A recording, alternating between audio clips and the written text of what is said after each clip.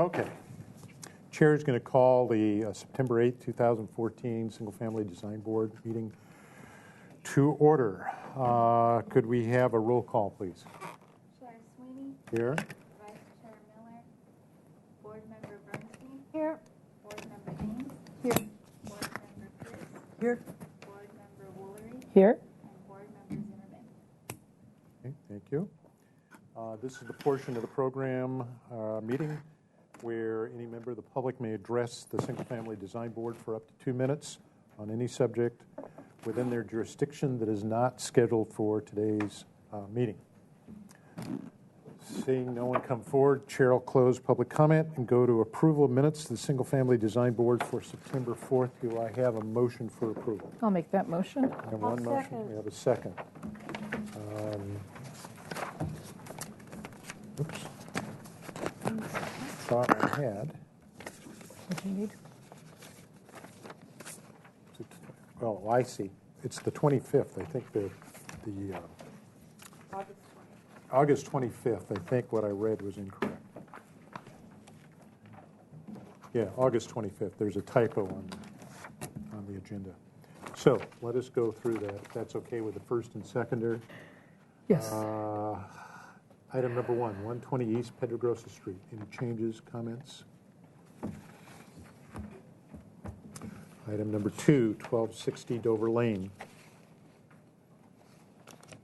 Changes, comments? Item 3, 835 Centinela Lane. Item 4, 1732 Calle Cerrillo. Item 5, 3753 Lincoln Road. Item 6, 175 El Cielito Road. Hearing no changes or comments, any further discussion? Hearing none, Chair calls for the question. All in favor signify by saying aye. Aye. Aye. Opposed? Abstentions? So carried. Let's go to the consent calendar for September 2nd. Do I have a motion for approval? So moved. Do I have a second? Second. Okay, Mr. Ng, can you go over those for us, please? Sure.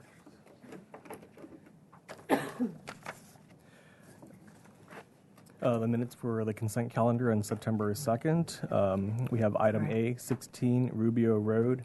This project received approval of the review after final as submitted. Item B, 1117 Los Alturas Road. This project was continued indefinitely to the full board. And we have item C, 325 El Monte Drive. This project was continued indefinitely to the staff hearing officer to return to consent with the comments as noted. Items A through C were reviewed by board members James and Sweeney. Okay. All in favor signify by saying aye. Aye. Aye. Opposed? So carried. There was no consent calendar this morning, so we have no minutes. Announcements. Staff. Board member Zimmerman will be here at approximately 4 o'clock, and board member Miller said he will not be attending today. Okay. That's it. Mr. Lamone. Yes, I You just ready? wanted to announce that there was an appeal filed to City Council on the 215 La Jolla project, and we would need someone to represent this board at that hearing on September 30th September afternoon. 30th? September 30th. Well, Mr. Chair, Yes, ma'am. so the board was split on that, as I recall. The 4-3 vote. So how do we do that?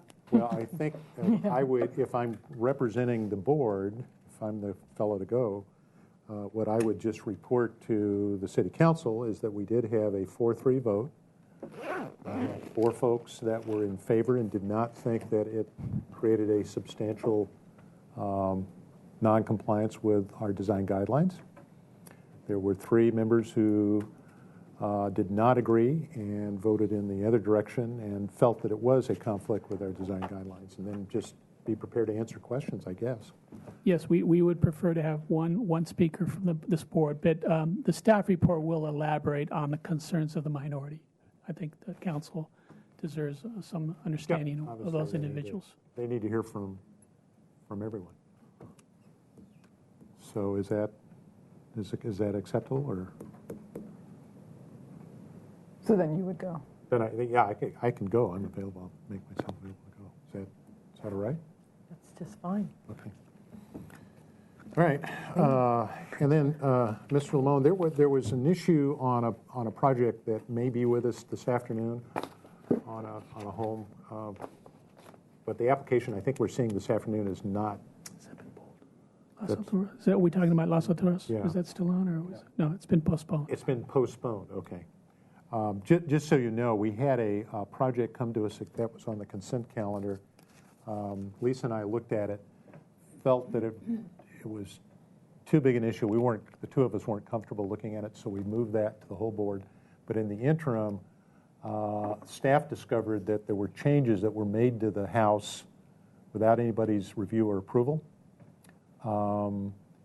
But that was done prior to this current applicant's ownership. So there are really two different things going on. So we're waiting for staff to kind of report back to us on that. So, but it's been pulled apparently for today, so we'll see for a while. Okay, and then just another announcement. The subcommittee met a little while ago with city staff in regards to the issue of whether or not this board needed a subcommittee to begin looking at the issues that will be revolved with the rezoning effort that the city is going to go through over the next 2 years. And two important things I think came out of that. One is we found out we can't have 4 members on the board or on that subcommittee because that produces a quorum, and then we'd have to have public notice and so forth. It makes life very complicated. So we really need to go to 3 members. So Brian's not here today. He was the 4th member. So I think we've got some time. We can wait till our next meeting to finalize who the 3 members should be. So you might want to think about that. Right now, it's Denise, myself, Bernie, and Brian. But we'll need to whittle that down to 3. The second point was that at the end of the discussion, we did feel it was probably appropriate to have a subcommittee.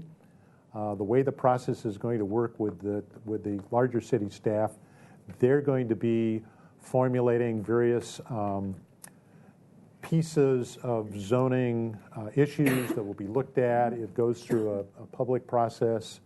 There will be hearings, so forth and so on. So we thought the better way to handle it is they will be communicating back to us as single-family design board with various issues that we may want to look at. What we agreed is the subcommittee would take that initial look, sort things out, and then report back to the full board with either recommendations or specific things for the full board to discuss. And then we would choose a reporting person back to the larger city group that's going through this process. And then, of course, we have the ability as a board to bring up issues that we thought might feel are important through the same subcommittee process. So that's kind of how it'll work. So the subcommittee won't meet again until we know that there's information for us to look at from the city process. So that's kind of what we looked about this afternoon. I don't know, Denise, Bernie, you have anything else to add? No? Okay. Well, maybe just that, I don't know how many details, but they have somebody in mind who they're going to hire to be in charge, and that person is going to start working on it, and they have Right. city council members and planning commissioners lined up. So it's going to get underway. Right. Yeah, there'll be a subcommittee, 2 members of city council and 3 members of planning commission. That'll be kind of the driving committee, working with a consultant to start the rewrite of certain portions of the zoning ordinance. Okay, any other announcements? Any other issues? Okay, seeing none. Chris, chair or the president of the AIA is here to share with us today. Thanks very much. Thank you, Chair Sweeney, board members. My name is Chris Manson-Hing. I'm currently the president of the American Institute of Architects in Santa Barbara. And I'd like to preview for you the architect tours that is happening on Saturday, October the 4th We do this every year, and normally it's on an aspect of architecture that, it's a focused, we have a focused theme. And this year it's on the sustainable living, and it highlights the design of members of the AIA chapter, focuses on sustainability, reuse, environmental compatibility, and energy economy. We have 8 projects this year, ranging from new and remodeled houses, multifamily residences, and forward-thinking commercial institutional designs. There will be a festive after-party hosted at the Hayward Center.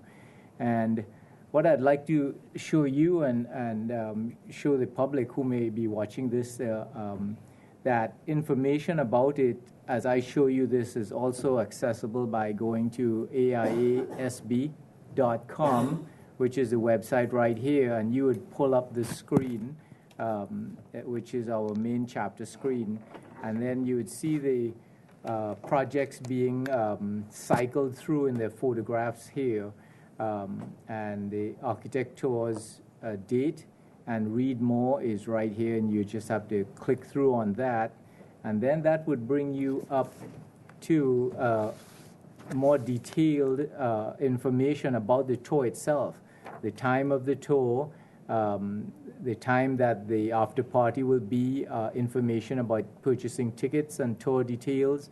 And if I could just run through the projects quickly here, we have the Habitat for Humanity on Canon Perdido Street, and this project has one of the buildings is actually going to be passive house certification, which is a very, very high standard, as it will have energy savings that's between 70 and 80% better than the current Title 24, and exceeds the 30% target that Santa Barbara Built Green Level 4 has. We will be able to see into one of the kind of furnished projects that are open for living right now, and I think that the front building is still not fully complete, but it's 3 buildings and they're being completed one after each other, so you'll get to see all of a finished unit. The second one here is a Mesa residence that's quite unique. It has a tall structure that allows the top unit to have a nice view of the ocean, and that's going to be a nice little project. It's not, these buildings are not huge, which is actually is quite indicative of a lot of the smaller buildings in Santa Barbara City. We have a building out at UCSB, which is the Ocean Science Education Building. And when I toured this building the last time during construction, one of the great things about it is that it was designed so that the occupants can open the windows. I mean, it's right on the ocean, and so it really reduced their HVAC load considerably. And let's see. And then the next one here is we have Overlook House renovation. And then behind that is a Synergy Business and Technology Center, which is quite an interesting blend of where there's an architect's office in this space, but the area is also remodeled so that there are rental areas within it so that other entrepreneurs can rent that portion of that space and yet share all of the community aspects of like a lunchroom, restrooms, meeting room, that sort of thing. So it's quite an interesting business plan for how you use that space. Taylor Residence is a little tea fire destroyed home, and they wanted to replace it with an identical building and get that rustic timber frame residence look. Well, they would have liked to have gotten that. Using the new codes, they had to try to get the image of that as best as possible. And you can see that I think that they did a great job of that. drought-tolerant landscaping integrates the whole site. I think all of these projects, you will see that a lot of the landscaping is designed so that you can save water, save energy. This Tomeo residence, another one that has a new butterfly configuration on the roof, created space for installing a 5 kilowatt power system, so PV system. Victoria Garden Muse, which is the last one here, this has been on the project, on the tour before, but this project has so many sustainable features about it. It just cried that we kept it into this tour. And one of the things about bringing it back again on this tour, it was so heavily visited on past tours that a lot of people also said that they didn't get a chance to see it sometimes because we had so many projects on it. This time when you go back, what's good about it is that when you go over time, you get a history of how their control systems have been working that they put in, because when this building was first built, they had so many controls that could measure how well their energy was being used, how efficient they were. And now after these many years, you'll be able to get an indication from the architect and the docents that will be there to tell you how successful those things have been. So we look forward to everyone being on the tour, and we'll come back before you for another quick spiel at your next meeting before the October, and we may have a little map for you that would give the public an idea of the locations of all of these things, of these projects. Excellent. Thanks very much. Thank you. And Thank thanks you for your coming. time. Thank you for sharing. Good afternoon. Okay, let us go now to our item number 2, 1565 La Cornea Drive. Thanks. Thank you. Am I sitting in Brian's chair? I guess I am. That's okay, because he's going to be here. So I'll read this stuff then. Oh, I Good do. afternoon. Welcome. Oh, let me move. You would introduce yourself for the record. Don Swan, agent for Mr. Williams. Okay, thank you. Okay. And Denise is going to read what we did last time while it's being unfolded. Okay.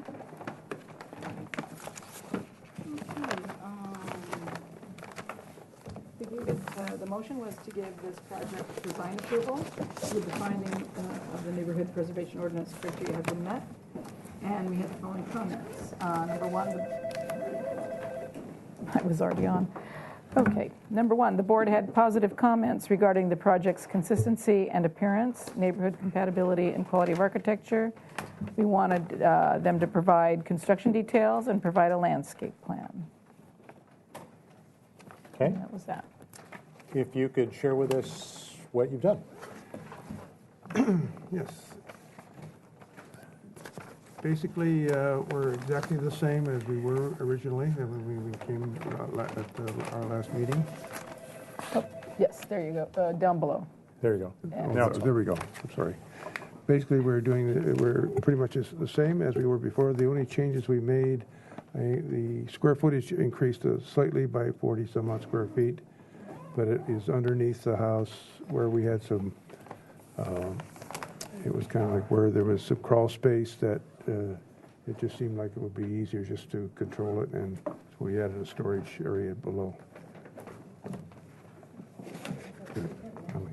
Landscape is all right. And so we've gone just through the motions, and basically what I wanted to show what basically was the way our structure is conformed. The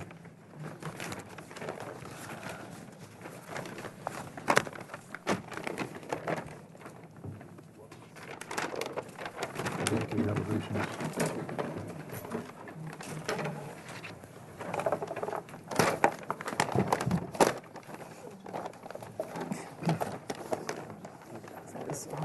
The details that we didn't show before were basically the structure of the cantilever decks, which are 2 of them, and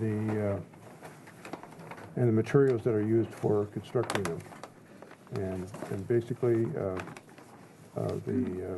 we want to use Corten steel, and which is a pre-rusted material that gives some good colors for it, and the structure below is like a box frame of the grade with IPA decking, and for the railing and the handrail. You see all the windows are the window frames of the deep window frames that we have on the house. It's pretty much as it was originally, with just more detailed and on the recess of all the windows and the thickened exterior walls. We show copper downspouts and leader heads on the structure that were not on originally. And the main idea also was in the color tones, we wanted to darken the colors on the lower portions so that we have two-tone, kind of like on the surface of the stucco. Darker tones on this wall that is on the one side that was kind of like exposed from the west side, and then all the retaining walls on the upper driveway area to be our darker colors. These are pretty much our color.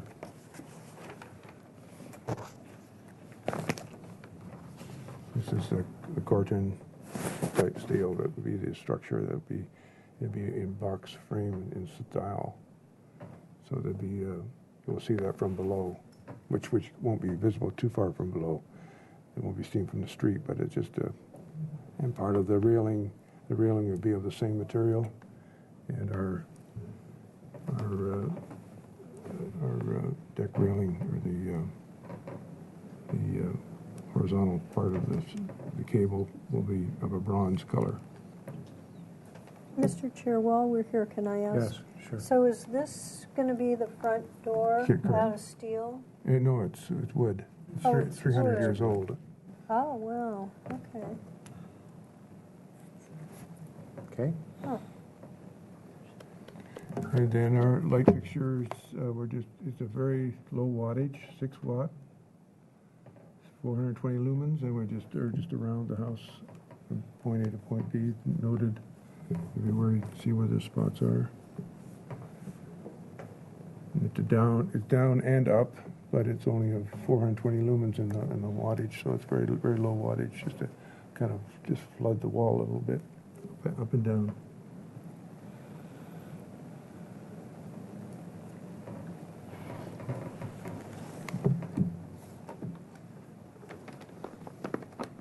Anything else? Pretty much it. We have the landscaping now. Yeah.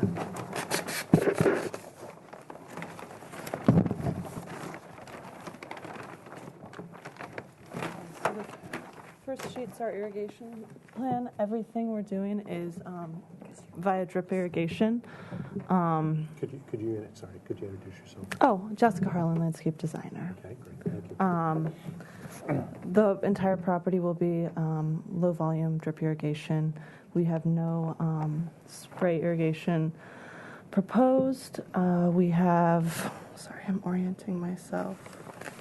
Oh, yeah, sorry, it's just upside down. Mm-hmm. Yeah. My dyslexia comes out. We have check valves at the low points of all the irrigation systems to mitigate the slope. And we're using a city-approved smart irrigation controller to control all the different valvings.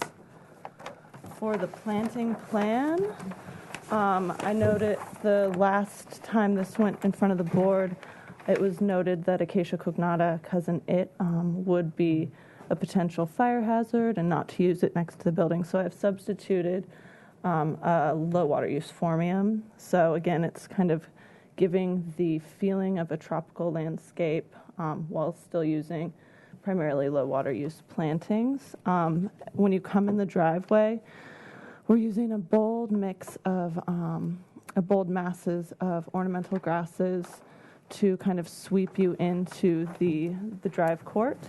The slopes are primarily covered with Baccharis pilearis, it's a ground cover coyote bush, as well as a ground cover Arctostaphylos. So those are again, low water use, slope stabilizing planting materials that take up the majority of the slopes.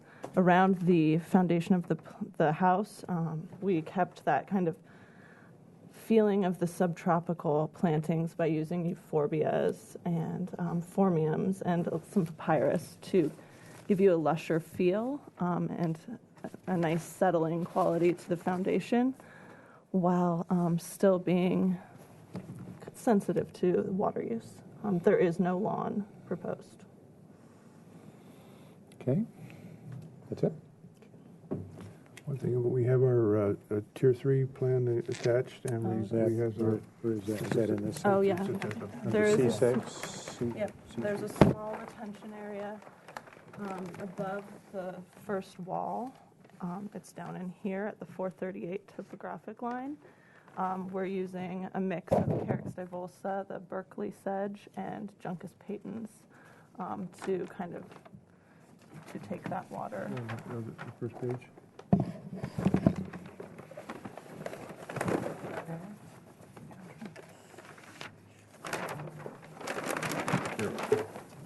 Okay. Okay. Anything else? Okay, thank you. Before we go to questions to the board and comments, is there anyone wishing to speak from the public? Do we have some slips? Mr. Strady? Want to just sit right here? Oh, my gosh. Did the whole chair go on you? Oh, my gosh. I think the microphone is on. Chair. No, the microphone's on. Oh, careful. Mr. Chairman, board members, good afternoon. I'm Paul Strady. My wife Trudy and I live at 1558 La Cornea, across from Lot 16 build site. I'd like to make a couple of brief comments for the record.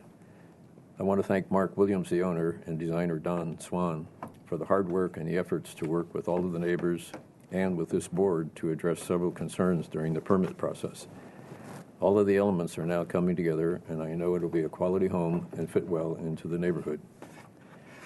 I'd like to thank the board and your support staff for your hard work, patience, and dedication to improving this project along the way. You have many challenges as you review the designs presented to your board.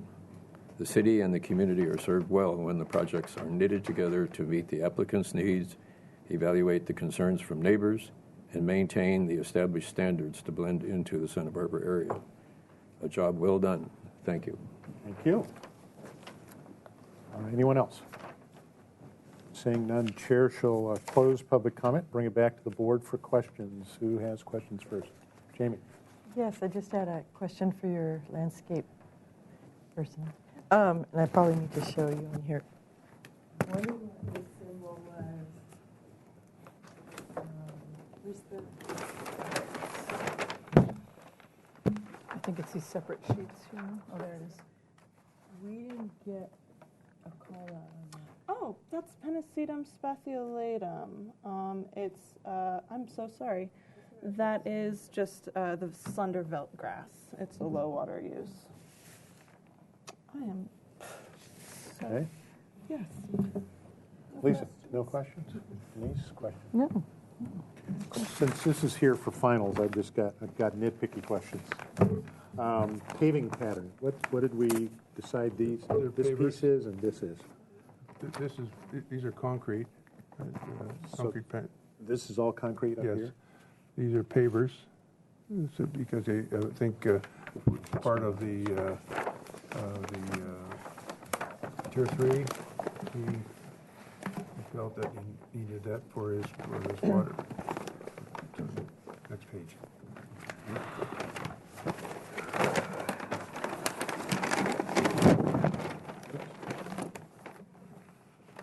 So these are permeable pavers. Do we know what color or what they look like? We have a photograph or anything? I don't. It's probably earth tone, I'm sure, like a brown. So we don't have papers. And then this is all concrete? Is that going to be colored or? Yeah, colored concrete. Do we know what that color is? Is that on the code? Sand. Or something. Is it listed on the plan? Listed on the plan? I'm not sure if I said color on that, they're not. And that stairway is basically only for the fire department. but- I understand, but it's highly visible, so Sure. the color is pretty important. Because it's going to be seen from a lot of points, so I was just concerned about what the color is. Okay. I didn't see. I don't see any note. And then also on the site plan, you're showing a fence detail, Yes, which is Court- woven court- wire mesh. yes. Where is that fence? it goes from here down to here's the gate and across here and up to the house to here.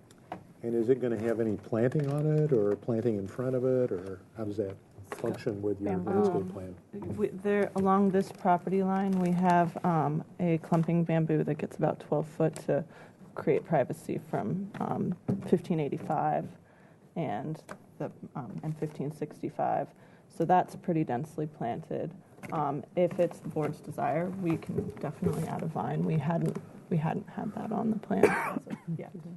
And what about down here? This is going to have the citrus right in front of it. So Okay. there's. So there'll be citrus in front of that. And is there a color to the fence material? It's the corton again, it's.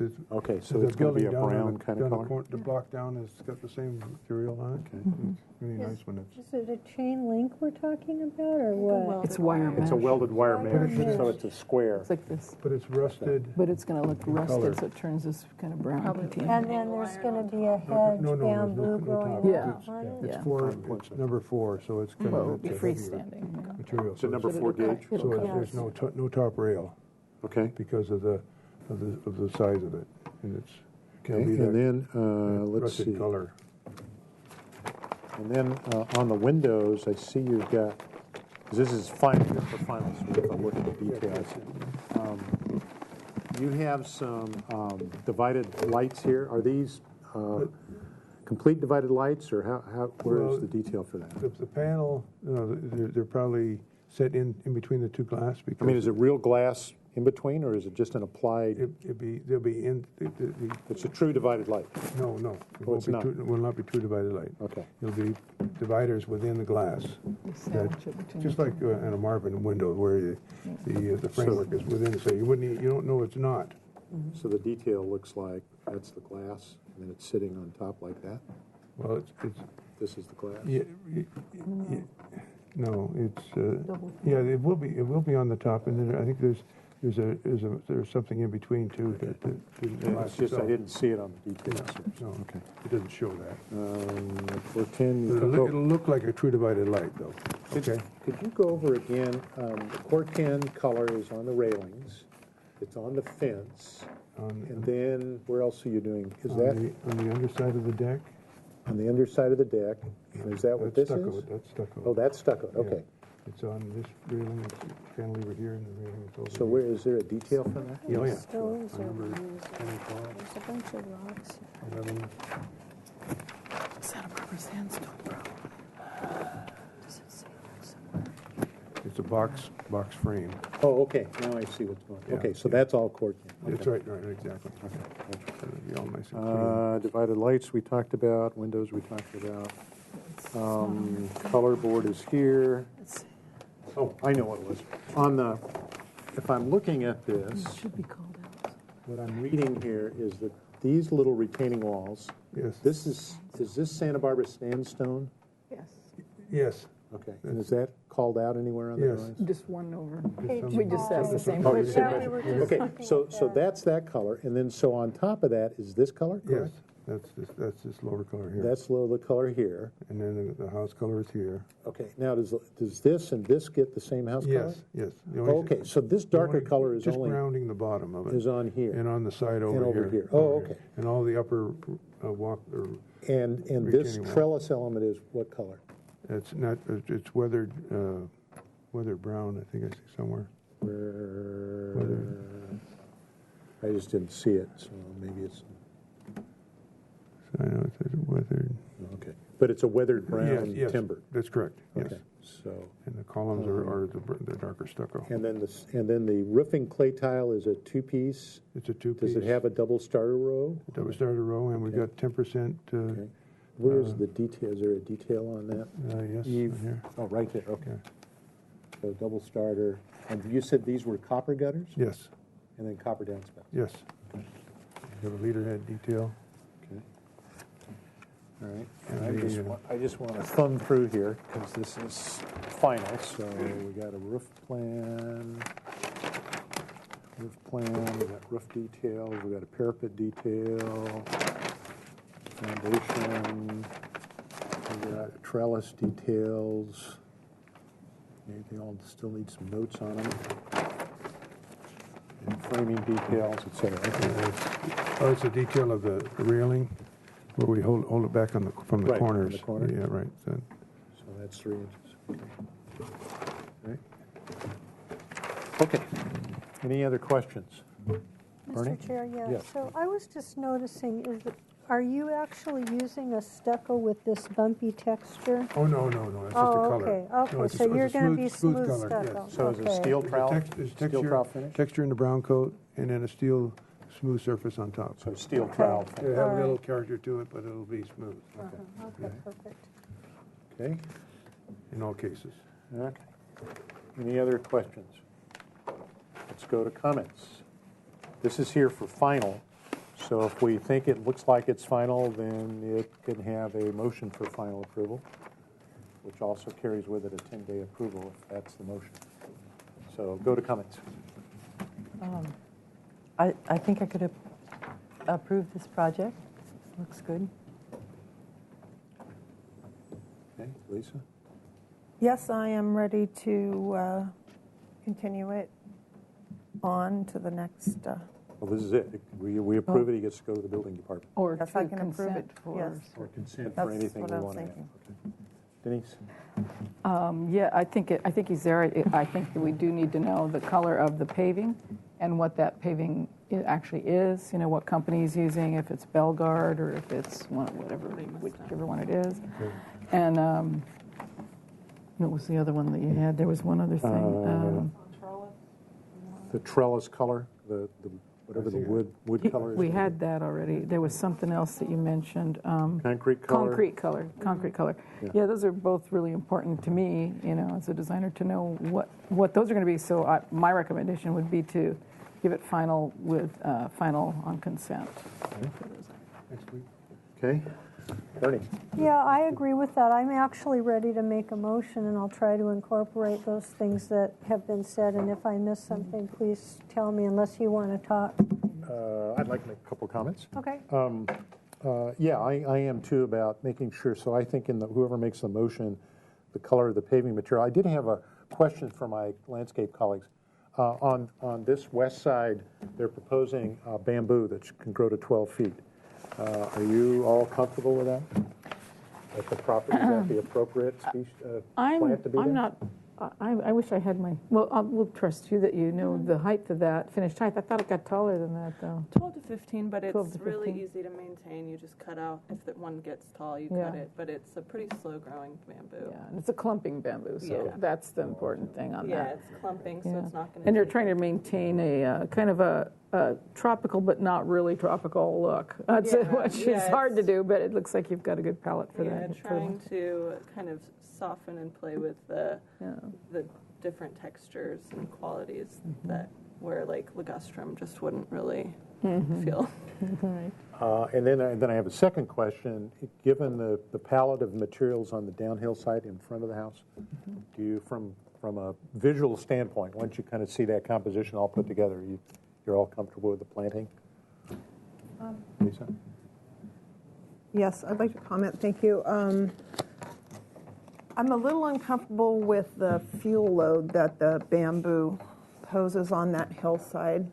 And I guess with the oak trees in the surround and the oranges at the bottom, that sort of speaks more Mediterranean. And I know you have your antique French door, so it kind of gets a little confusing. And, maybe I know that the subtropical look kind of winds around the back or the one side of the house. So I don't know, maybe consider not mixing genres. I don't know. The other thing I should add is under the new hedge ordinance that's finally been adopted, the hedge can grow to 8 feet.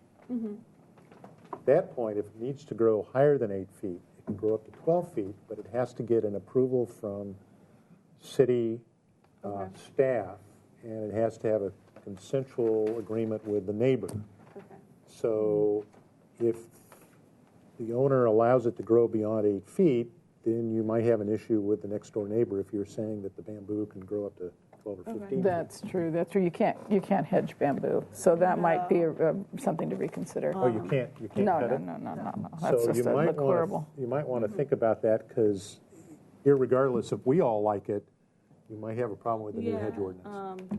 We can talk with the neighbor and determine that. That was something that the client definitely was interested in.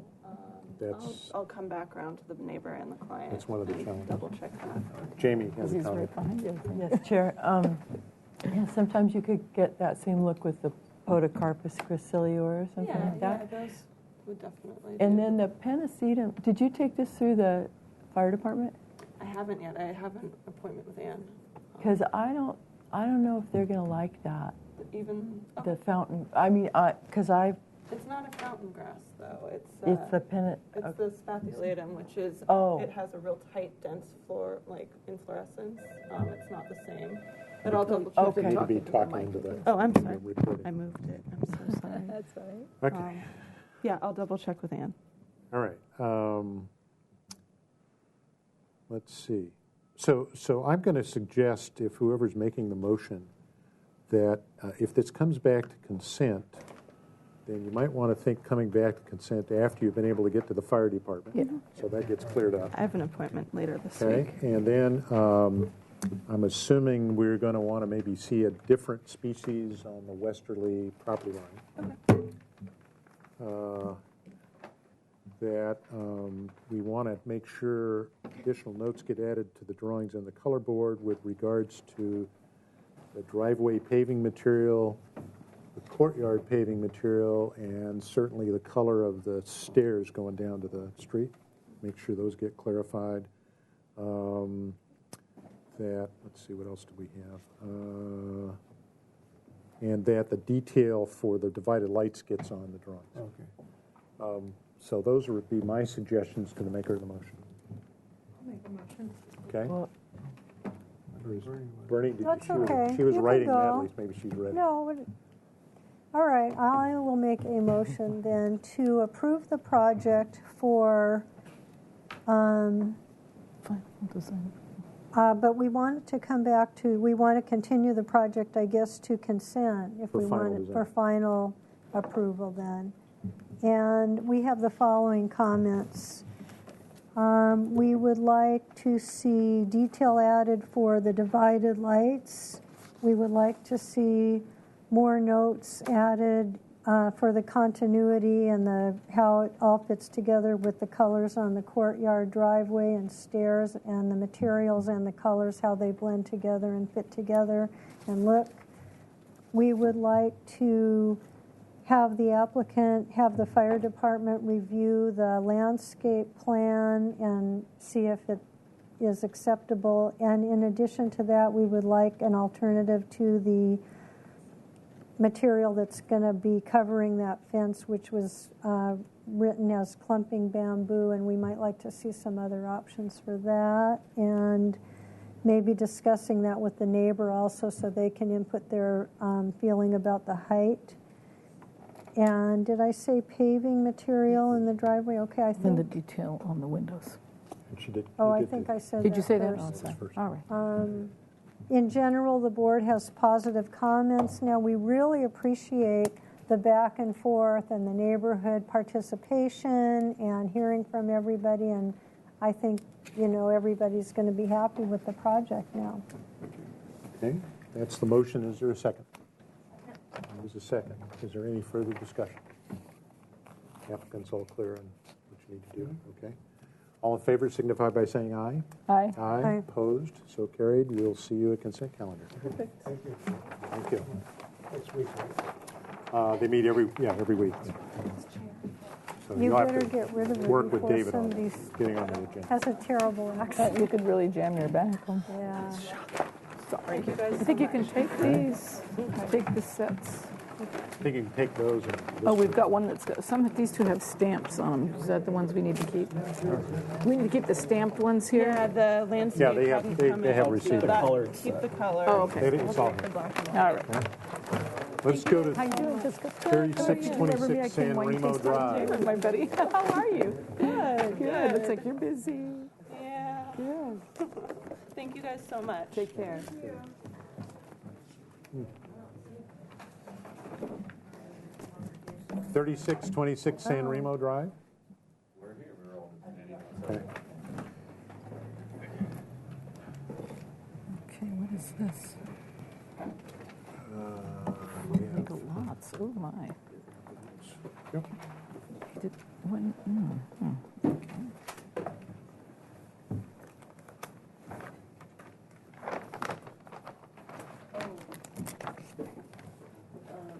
Do you need to excuse yourself? I do, but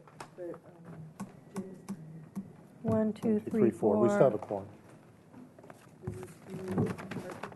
No, you just need a quorum. Yeah, I think we're fine. okay. Is that a good enough announcement? Yes, thank you. Okay. Ms. Pierce is restraining from this project because her relative is a neighbor. Okay. If you'll come forward, please.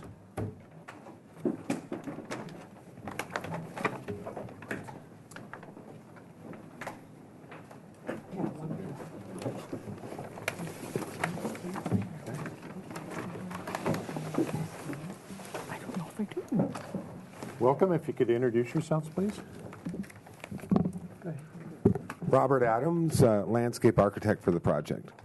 Vincent Moore, project manager for the applicant. Jeremy Salt, civil engineer for the project with Penfield and Smith. Thank you.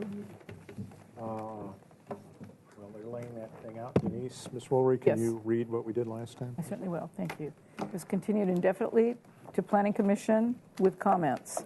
The board supports the mitigating oaks on Lot 4. The board has concerns regarding guest parking in relation to fire truck access. Provide a bollard-type lighting approach to the driveway. Reconsider the ginkgo tree locations. Add alternative shrubbery to mitigate the height to the west. Okay. The right one? Yep. Sound good? Okay, if you can share with us how you address those issues. Okay, Mr. Chair and members of the board, since our last time here, we have submitted our site plan. Oh, got a speaker.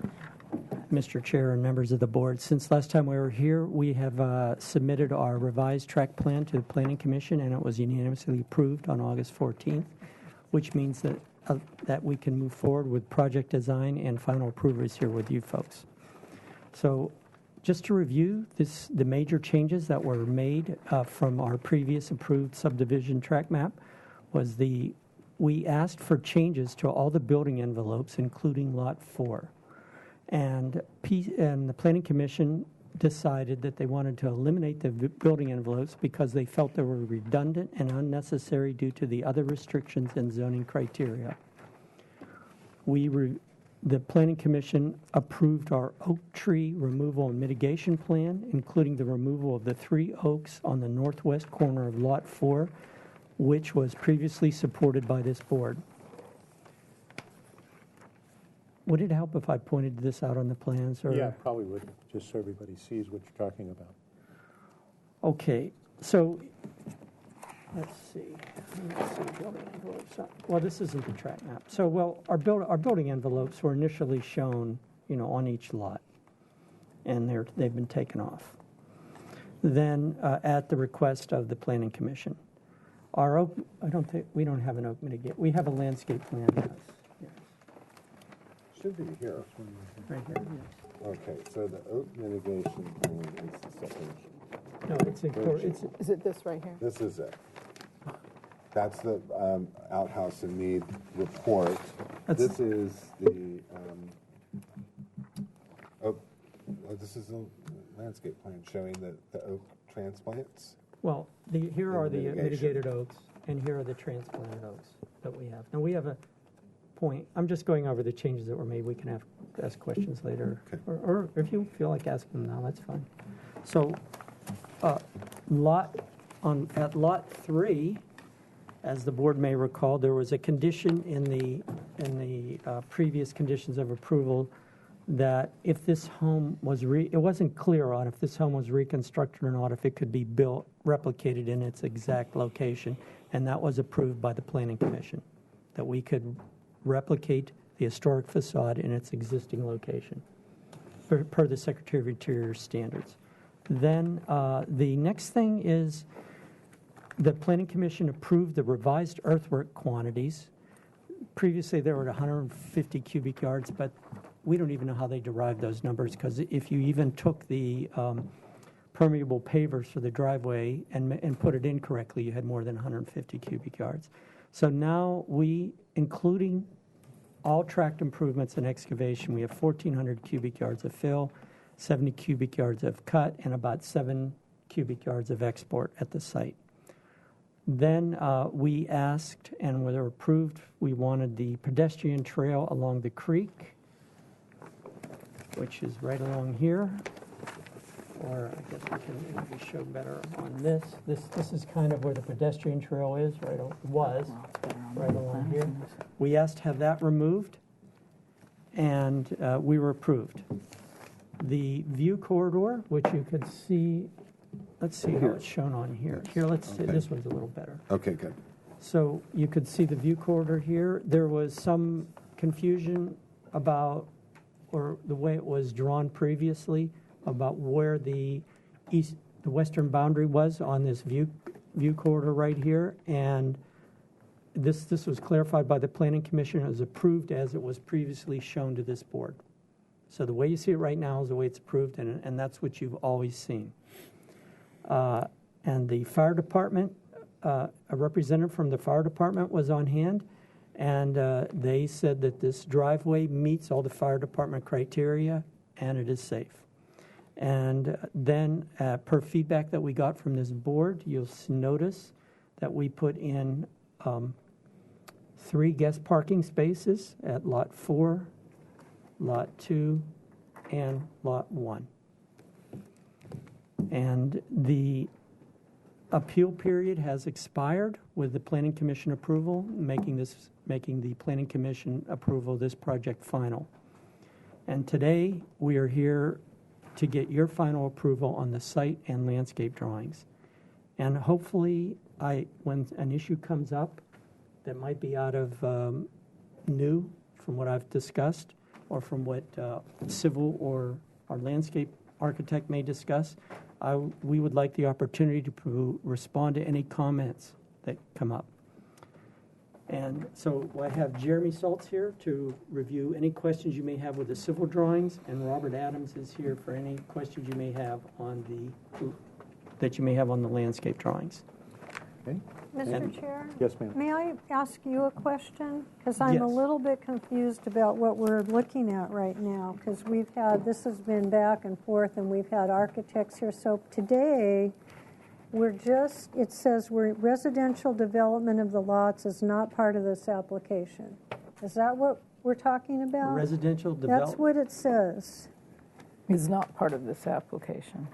No, that's not. You want to address that, Dan? Yeah, I think, Bernie, if we can let staff kind of give their report, and then maybe we can ask some additional questions. Okay. Clarify. So are you completed? I am. Okay. Then let's go to staff and have us address some of those issues, please. Thanks, Chair Sweeney Dinglet, project planner and case planner for this project. So this did get approval of the revised tentative subdivision map on August 14th, and there are revised conditions in front of you. In section B on page 4 are design review conditions that apply to the subdivision. So again, there are several concurrent applications for the subdivision and then build out of the subdivision that are moving forward. Before any of the approvals for the houses can move forward, the project before you has to be approved. So this is for the entire subdivision, so it's driveway lighting, retaining wall on the back of the sidewalk, and the restoration area along the creek. So these conditions in B include what's referred to as the mitigation, monitoring, and reporting plan in B2. So it does say that that plan has to be reviewed and approved by the City Creeks Division, and then the landscape plan is subject to review and approval by your board. The Creeks Division did look at the report, and there are 3 copies submitted that you have from Althouse and Mead. There are several comments from the Creeks Division, mainly pertaining to plant species. There is a tree that they want replaced with a native tree. There's a strawberry tree proposed in the creek area. So those comments haven't been responded to yet, but staff's comfortable with having that go for at the final approval stage rather than project design approval. What's before you today is information adequate for project design approval if your board so chooses to approve. And I'm available for questions. Thank you. Before we go to public comment, just so we're clear, because I think Bernie had a good question here. So today this project is coming, unlike the previous times that we've looked at this project, we've seen it addressed 3 different parcels, same address, 3 different parcels. We were looking at architecture, we were looking at elevations, etc. Today, it appears that this project is coming to us just so that we can look at the landscape plan, essentially the landscape plan for project design approval and final approval. Is that correct? Am I understanding correct? Mr. Chair, so it is agendized for project design and final approval. Again, because the restoration plan hasn't been approved by staff yet, we prefer final approval not happen until that point. But it is essentially a landscape plan. It includes the driveway and driveway lighting and other physical improvements to serve the subdivision. So we're looking at project design approval as staff is recommending, project design approval for the landscape plan only today. Is that correct? And civil too, correct? Yeah. And the civil, the grading. The grading, okay.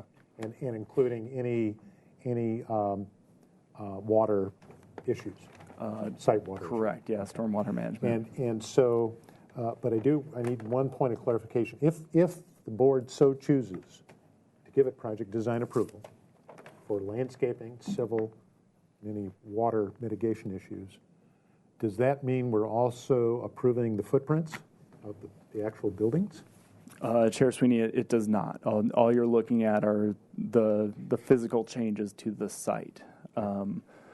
So I just want to be clear that we're not buying into, at least if that's the pleasure of the board, we're not approving the footprints, correct?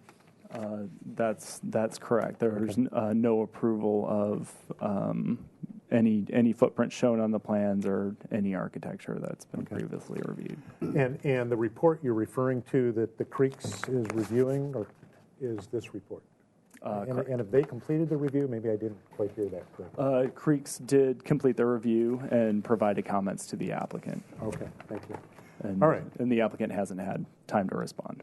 Before we go to further questions, unless somebody has something absolutely burning, let's go to public comment. Is anyone wishing to address this project? Do I have some speaker slips? Mr. John Steen, please. No comments? Okay. Any letters? Anything else? No. Mr. Ng? Okay. Chair will close public comment, bring it back to the board for questions. So who would like to go first? Bernie, questions? Well, I'm just trying to get a handle on really what we're supposed to be looking at today. So we're looking at what you just said, which is the landscape plan, the creek treatment, the tree replacement, rating. And are we looking at lighting fixtures down that road. We're looking at lighting fixtures that relate to the road, and we're looking at the materials that relate to the landscape plan, which means you would be looking at the material of the driveway, any walking surfaces, colors, et cetera. So anything that would have to do with the landscaping material.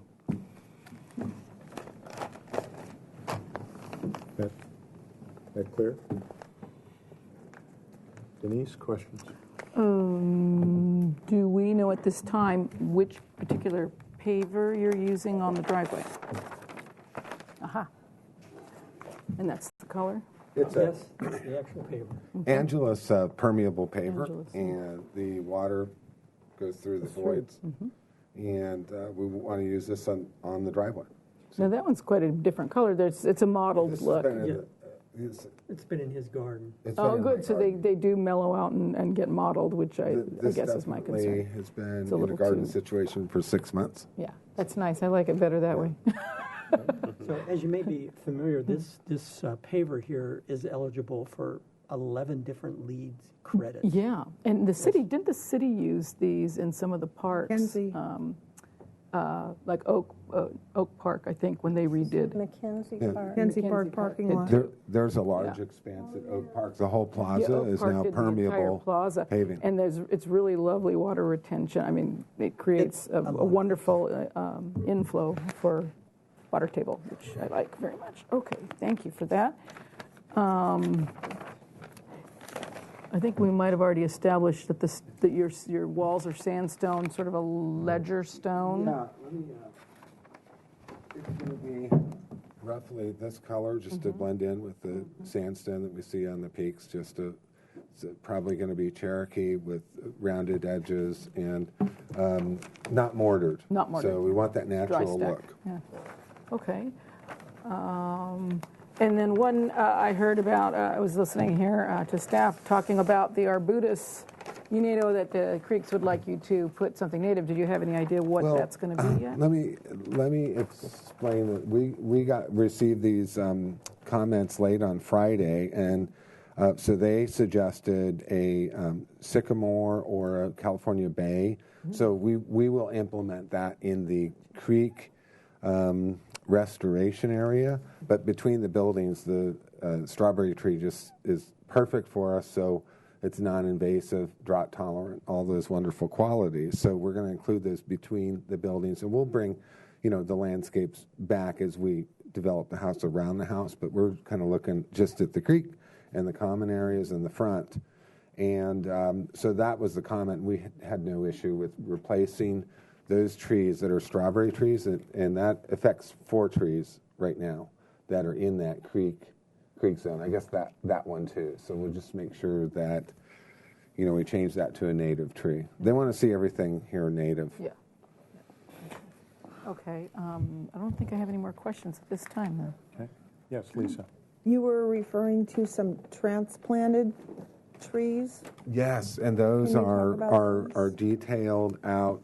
We found these trees that we could transplant from the site and implement in various areas. You could see it better on the color plan, but that's what Can we do that over here, just because we're being broadcast? Sorry. But these are where the trees are now, and they're going to have to, and these are all smaller than 4 inches, the trunk. And so we're just going to use those on the site since they come from the site. So we think we can transplant that type of oak tree successfully. So as an example, this is T.8 or T8. That's the source. That's going to go to here. That would be right here to mix in with our newer coast live oaks, Quercus agrifolia. Okay. Other questions? Let's see, I've got some basic questions. On Lot 3, there is no guest parking space shown. What was the Planning Commission's comment about that? Anything? Well, you can have a guest parking space or an oak tree. Now, when we were at HLC, I had a guest parking space there, which is right here. Right. That's the only place it works, really, when you look at the site plan. And they preferred the oak instead of the guest parking. And planning It's a big one. commissioners were okay with that? Yes. Chair Sweeney, the Planning Yeah. Commission specifically conditioned the project to provide guest parking just for lots 1, 2, and 4. So Okay. everything I'm but good. Yeah, I just want to make sure we were clear. And then here you have, this is a detail. So this is a walk surface. Well, what it Or is, is that? What? Do you have a detail on that? A drawing on it? It's the details shown here, but can I just have this detail?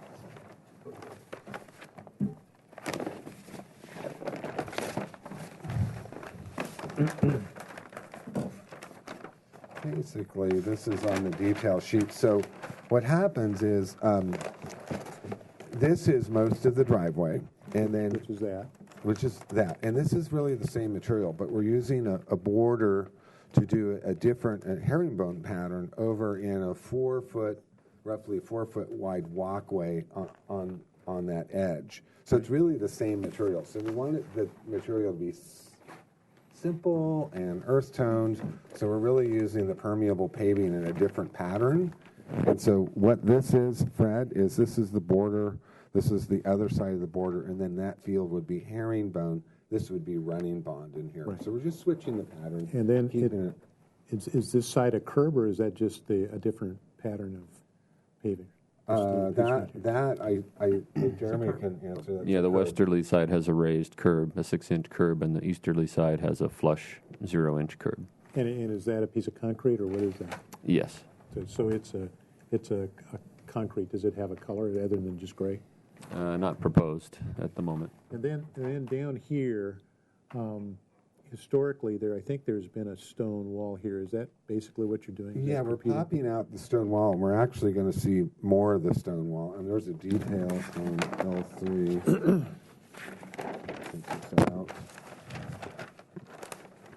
This is how that would be built, but we want to pop that wall out so we do a better job with the roots of the existing redwood tree. And the roots are coming up against the wall, and we want to do it like a free draining, dry stack wall with the drain behind of that stone of this. So anyway, it's going to be not very high. I think about 3 feet, but it's going to pop out, so we accommodate more of that root zone. So the redwood's healthier. And then, just while we're on this sheet, the color of the redwood, is that going to have a color on it, or is it just going to natural out? That's going to have a color on it.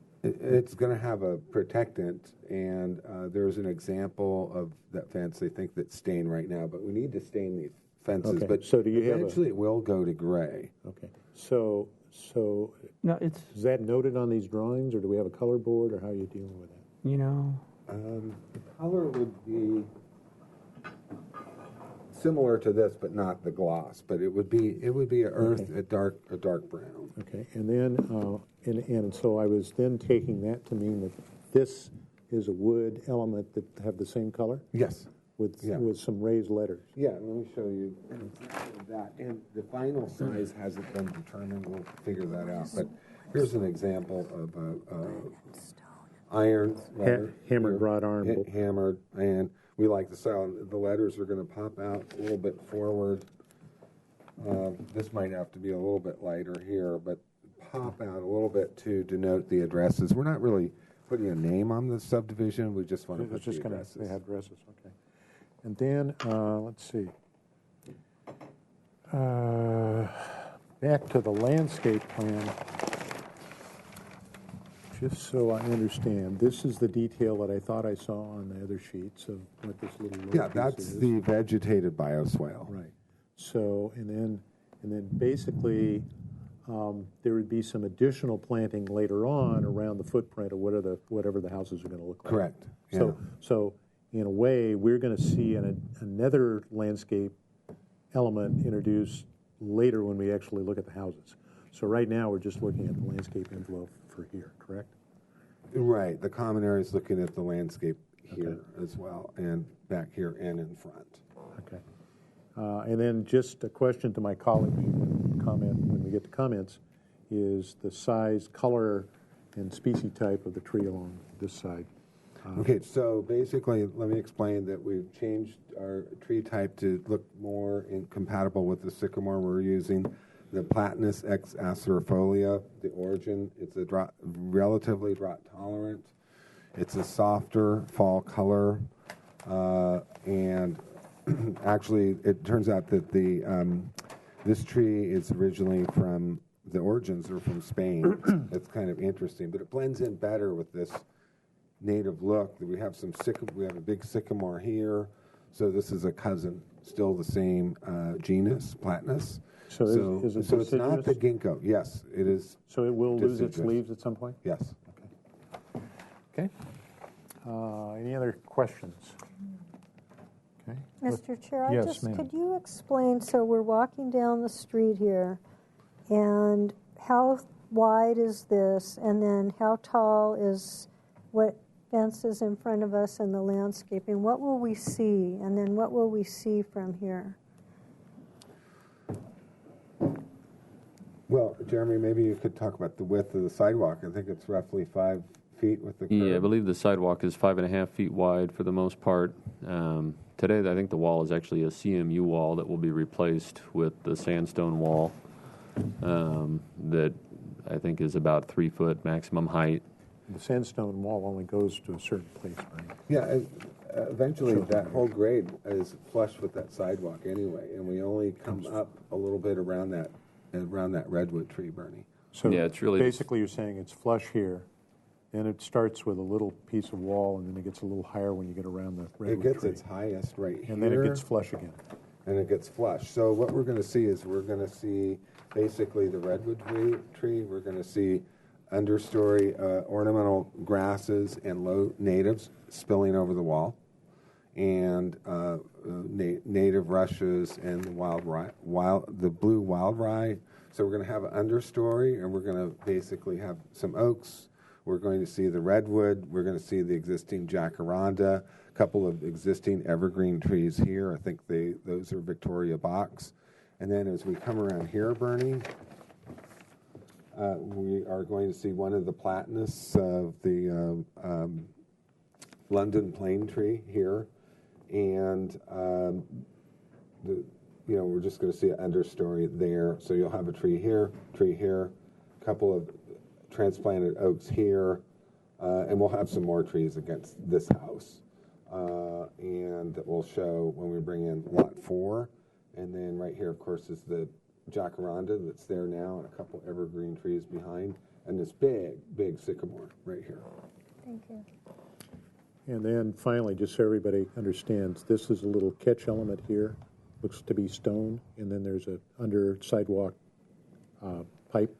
Yeah, that's like a grouted, actually maybe not grouted, just a loose riprap energy dissipator, and then a sidewalk drain out to the street. Okay. And then is there something happening here? That's an existing condition. I think they put brick in their parkway, so I'm just indicating that. Okay. Right. Just one quick last question. Yes, sir. Yes, and I ma'am. can't remember the word you used. It wasn't bulb out, but that's what came to my mind. But there was something that's coming out. Oh, right here. That's the wall to accommodate the redwood tree. Let me show you the so detail. So you're pushing it out to make room for the tree. To make room for the tree roots, because right now it's a mix of block and some kind of ugly things, and we just want to make it look more natural. So we're going to have a battened wall with this stone popping out in a semicircle to give more room for the redwood roots, so it's not pushing up against that wall. And you said that And we're was gonna like 3 actually- feet or something? It's not too tall? No, it's actually less than 3 feet. It's 32 inches maximum height. That's Okay, what got we're it. looking at that. That's the detail for that. Okay. And it's this material. Thank you. Okay, let's go to comments. Who would like to comment? Now, this, as staff is recommending, this will be project design approval only, which will dictate a 10-day appeal period, correct, if that's what we wish to do? That's correct. And if we do give it project design approval, as we do with other projects, we can add additional items we'd like the applicant to look at as a part of that approval when they come back for final. So you can think about that as you make your comments. Who would like to start? Anyone? Denise? Well, I think everything's in order for this part of the project, personally. I think the landscaping is very well done and that the trees are appropriate. I'm very happy with the using of the trees on site to mingle them in with existing. As part of the Planning Commission, they were saying arborist report, which is here. Landscaping under trees shall be compatible with preservation of the trees, and it is, as far as I can see here. Oak tree replacement, what about that? We're actually exceeding the required mitigation ratio by 3 oaks. Okay. And then the creek setback, you've got all that handled, I know. And other than that, there was a whole long list of other stuff, but it looks like you have done it all. So I see no problem with moving this along, personally. Okay. I think they've complied. Lisa? Thank you, Chair. I will echo the comments of Denise, and thank you for responding to the request that the board made last time we were looking at this. So I can support the project at this point. Bernie? Yeah, I appreciate all the effort that's going into this. I just to connect with staff. So you started to say there were 3 things, and then you said 2 of the 3, but then I guess everything's going to get taken care of as it moves forward. You said plant species for final approval, tree replaced with strawberry, that's taken care of. And the third thing, I didn't hear what you said. Right. Mr. Chair, Board Member Bernstein, there's a number of items that Creeks called out on that report, and some of them have to do with coordination with staff on pre-construction consultation, sourcing of plants, some understory plant species. The bigger one was the change to the tree species from the strawberry tree. But again, the applicant hasn't had a chance to respond, and since this is essentially landscaping, we think it's appropriate to follow up with these items at final. Okay, thank you. Yeah, my only comment, I agree with what they said, and I think it meets our guidelines. And I didn't really follow, but there's some sort of signage or something you mentioned. Yeah, there's a sign up right up here. The address sign. Just the address. Yeah, It's just going to at be the low entry. key and Just on a little bar. just on a little the thing. stone Okay, that's my last question. Thank you. Okay. Any other comments? I just want to make sure we've covered our motion from last time. So we, mitigating oaks, you've addressed that. Guest parking, that was addressed. Ginkgo tree location, I think, was addressed. Shrubbery to mitigate height on the west side, I think, was addressed. We didn't touch on the bollard lighting. Oh, okay. That's... Oh, that's the wrong one. Yeah, it's our last sheet. And how we're going to light this site are, softly. We're not putting large lights. We're putting bollard lights. They're approximately 42 inches in height. They're dark bronze. It's a very subtle lighting. Really, the only place we're putting them is along the parkway, fully shielded, and they are LED, so they're energy saving. And that is the same. We want a couple of lights on the rocks of the address sign, a couple of floodlights. These are LED. They are shielded. There's not going to be glare. That's a big concern of ours. Again, that's going to be a dark brown finish. But we are just lighting at the sign and along the parkway. Other than that, there may be lights from the houses. But, we're keeping the light levels pretty soft. So there's not a big structural light plan that we're proposing. What, roughly, what's this dimension? 6 inches by 6 inches? Yeah, I just actually saw these at the Crane School, and they're 6 inches, and it's a beautiful kind of dark bronze finish. And the dimension of this guy is roughly what? It's roughly 5 by 6. It's compact. It's like that. Is this what you call the parkway? This is a parkway. And yep. this is somebody's backyard over here. Yeah, right? but remember, these are shielded, so all they're going to do is shine about like in this kind of circle. They're not glaring back. They're not hitting. There's a fence, and these There's are... a fence? The little area that has the light so she can tell what bollard lighting is. Cause I don't Yeah, think see you get- this, see that these are little the slit at They're- the top. they're And these are this short, And the yeah. actual Yeah. light that's The coming light out is is right just from there. there. Okay. It's right on top. And and this they whole shine thing down. is only, what, 36 inches, I think you said? 42. 42 I inches? think they're 42. And the these fence pictures. is 6 feet. 6 feet. Okay. Yeah. Okay. Then we also have tree cover. So it's just kind of underlighting. The lights come with 100, you can order them 360 different degrees of exposure coming out, and we're ordering them with 180 degree. So they're just basically is showing half. forward. Okay. Okay. Let's see, my comments are, I'll go back to the landscape plan. I guess it's pretty restrained in terms of the color of the paving. Maybe some of the others may want to weigh in on this, about whether or not we ought to get a little color differentiation between the driveway area and the walk area. I know they've done it by switching the pattern, which I think is admirable. I'm just questioning in my own mind as I visualize this, looking at it, would it behoove us to maybe get either the walking pattern a slightly different color, not a radically different color, but a slightly different color, or the differentiating pattern pieces, because this is going to be a fairly gray monotone color based on those for the driveway. So that's just a question for my colleagues. And then on the sign itself, yes, I'm a little concerned that it looks, unless you're radically changing the architecture you're going to bring to us at some point in terms of its style. So far, you've presented a Spanish Mediterranean piece of architecture, that the sign is a little divorced from that, at least the way it's depicted here. So I guess the wood itself, and the idea of horizontal wood element is fine. I'm just not certain that the wood you're proposing is the appropriate wood. I would be looking at a much more rustic kind of board, and the letter style looks a little contemporary. And is that the size of the letter, or is the letter smaller? No, we're still working on it. I just got the material. Okay.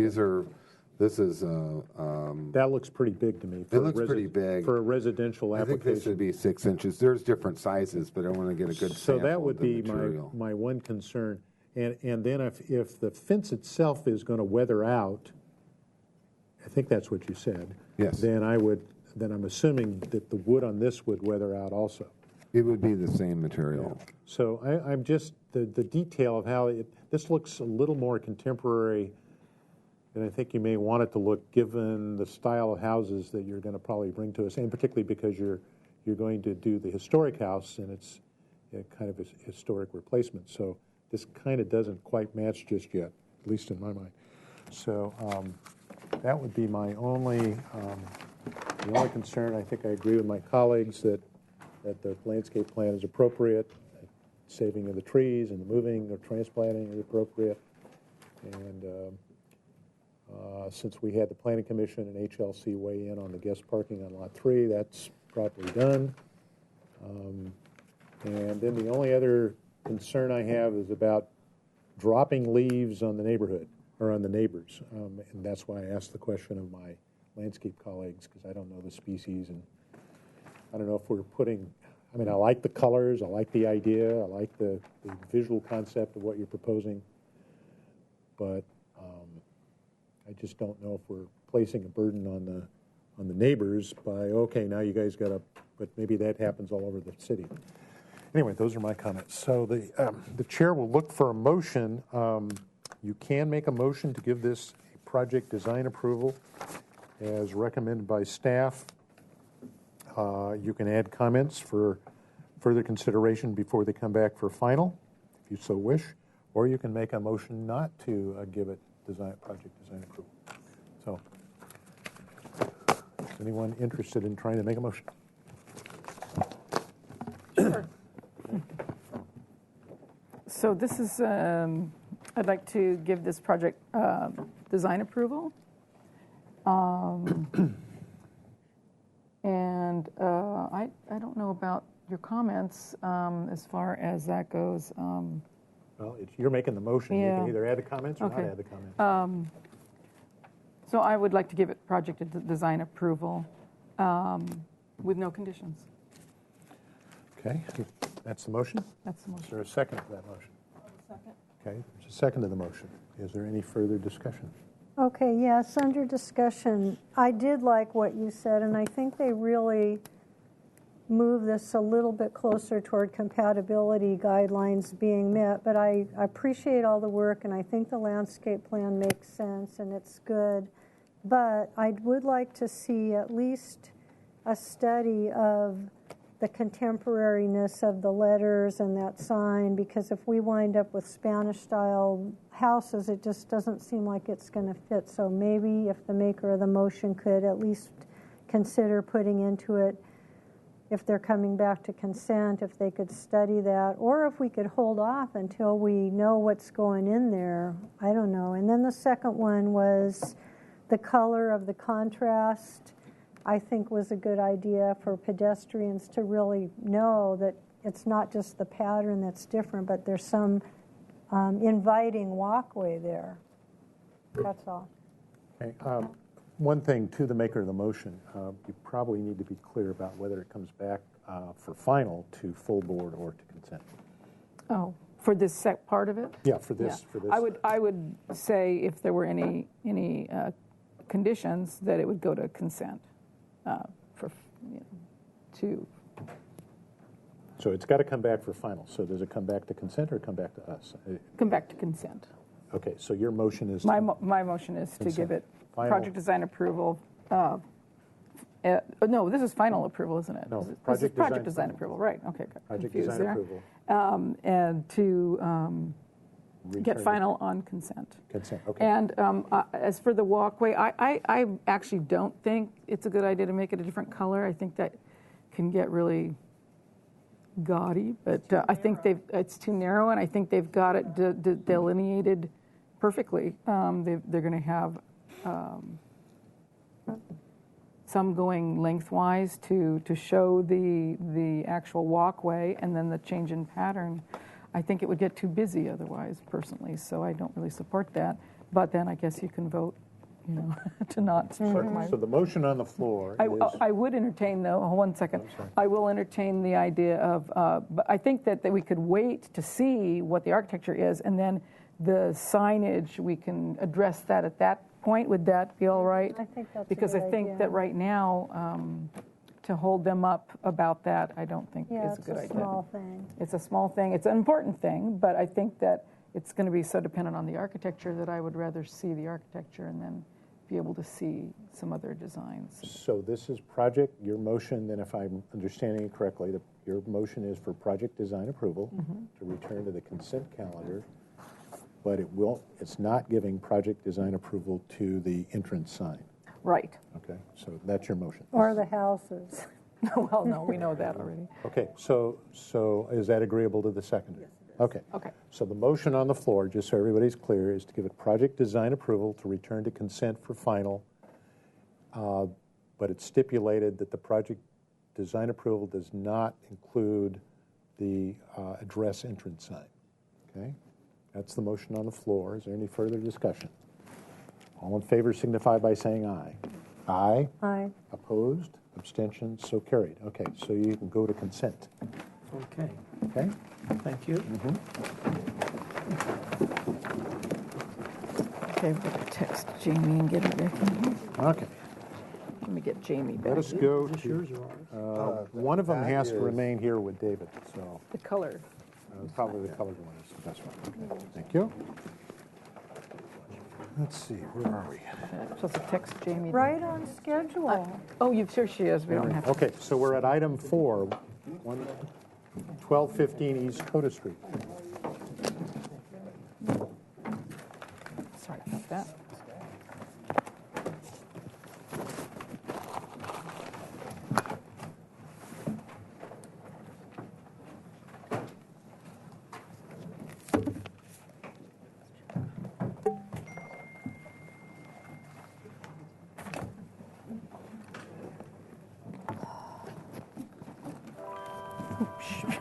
Sorry.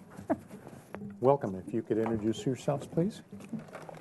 Chuck McClure, landscape architect, excuse me. Leslie Kalas, owner and architect. Thank you. This project was last year on July 28th of this year. It's here for project design approval. Do we have? No, actually, it's comments.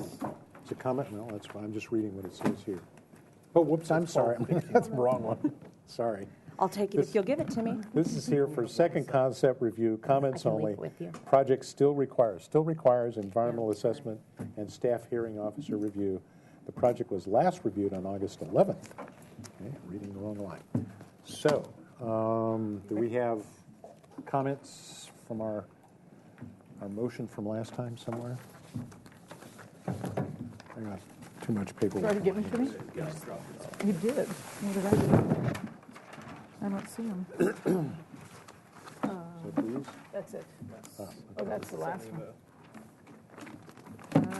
Not seeing it. What's the name of this? Nope. I have a copy of the minutes. No.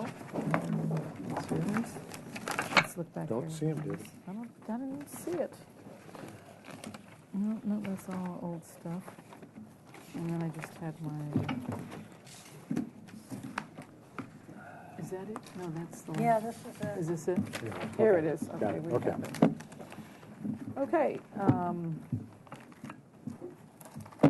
We continued this 2 weeks to the full board with the following comments. The board appreciates the sensitivity of the proposal in response to the constraints of the existing home. Study the architectural detail of the driveway cover on the east elevation while ensuring adequate vehicular ingress and egress. The board finds the 3-car garage in the FAR acceptable. Provide a streetscape plan of the property and adjacent homes. Okay, thank you. If you could share with us what you did to address those issues. Thank you. So this is really to address the streetscape request of the board. So what I've done is and I'm sorry that this is so dark. The vellum really, the translucent bond really sucked up the black and white photos here. But what I've done is these black lines here delineate property lines.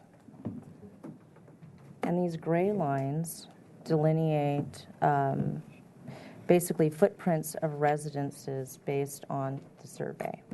So I took that and I took pictures along the street, and I've gone ahead and scaled them as best as I can here to illustrate what the streetscape looks like. And then I've gone ahead and done an outline, kind of a silhouette of each house, and then this is sort of the proposed on my lot. So this is the subject parcel, and then this is the flanking parcels. And what happens is on these lots, they kind of slope up towards the houses. So when you draw this line here for the curb and then the residences, there's sort of a disconnect here where they don't look like they're sitting on the ground, but they really are. So what I've done is I've done that, and then this is the existing condition, and then I've just really taken this and I've just pulled it away for masking and scale purposes for you to see what the end result would be from a neighborhood context, in the hope that that would address your concerns relative to the neighborhood. So that's the sitescape that I've provided you with. I hope that's kind of what you were looking for. And that's the proposal right there. This is the proposed parcel. Yeah, these are just pulled straight down. Okay. So I know that Mr. Goldtrap had previously mentioned concerns about the 3-car garage at the rear, but the concern that he also mentioned that I really wanted to address was the one from his view out his windows, which would be approximately here, out towards town. And what you find is that there's a gable condition on a parcel 2 down from me, and that really tends to... This right here? Yes, it is. That's quite large. This parcel, as well as Mr. Goldtrap's, both got a modification at one point in history. Mr. Goldtrap's was for an addition at the rear when it was converted to a duplex. And then this one was for the second-story addition on this residence. So all of these are pretty close to property line, so there's this cascading effect there.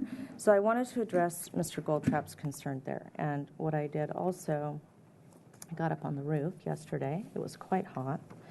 And took a photo. So this is with my back to Mr. Goldtrap's shooting across my existing roof. So you're standing by right I'm here. standing here, and I'm shooting across. And I sat on my parapet in order to try to mimic the correct elevation of looking out of that window. And this is his current view. So what you see is really his view is the side of this residence here across my rooftop. And this is, if you were to overlay this, this becomes the front of mine, which would be this portion here. And then I also sort of story poled this. I went up and put a nice little bamboo pole up here with a little yellow hat on it. And that top there illustrates what would be the top of parapet there. So that would give you some sense of context for massing purposes.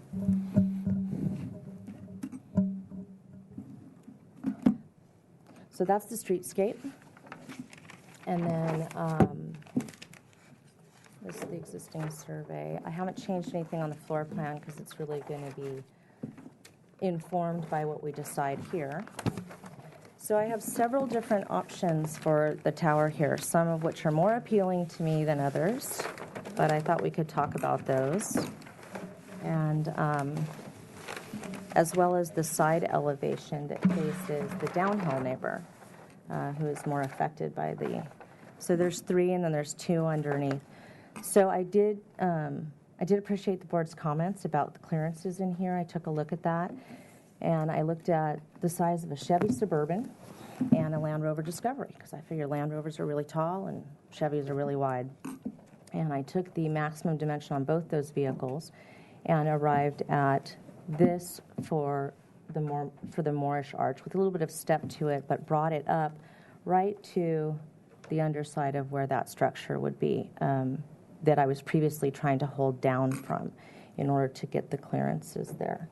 And then I tried to respond to that in terms of, this still concerns me a bit, but I wanted to give you an option that was in keeping with what you had seen before. And then there's some that vary a little bit more in nature in terms of how they address this front as well as the side. And there's a... We can't. Get it on. Yeah, I'm sorry for not having multiple. We'll just flip. That's okay. Yeah. So here's another option.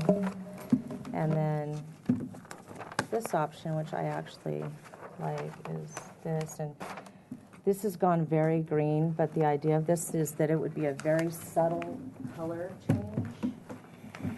This is actually the tile that I'm looking at. It's really beautiful. Tile, this is it. And so the idea is that it would really be just a quiet sort of tone on tone. So it wouldn't be, I'm just trying to keep it very subtle and elegant with a little bit of splash of color. So that would be one option. And then another option that's a little bit more playful, which some of you who are true purists might not like, but was the idea of taking something that's an interlocking form, sort of Moorish and interlocking, but also sort of mid-century modern, and this would be done in a color, and that could be introduced in that area. So there's really 2 totally different approaches to that, depending upon where I went with the elevation. Yes. So is that a grid right there on there? This would be kind of like a mashrabiyah or a jali, is the idea. So what I've done there is instead of having the balcony on the outside, I've internalized it to the bedroom space, and I've basically created a window condition there. This may be a window and it may be glazed, or this may just be an exterior balcony that later would have there'd be another pair of French doors on the inside of it. So it would be kind of a covered outdoor interstitial space, for lack of a better way of putting it. So part of my struggle was to keep this simple, and yet I liked the idea of bringing the roof line down because it sort of balanced these elements. They talk to each other, and traditionally you'd see arches up here, but I was also trying to respond to the more blocky, square, simple nature of this element here. I'm trying not to avoid having everything be arched over here and everything be square, and mix it up a little bit. So that's one option. And then this is cleaner. And then there's one that's kind of crazy where this is cantilevered off the sides, and this one really feels the most Moorish to me of any of them, to be honest with you. And I was very pleased with the way this elevation came out. It was a little bit more mixed up, but it still has sort of a quiet balance to it. So that's what I've got for you. And then Chuck is here to speak to the landscape questions that the landscape architects had.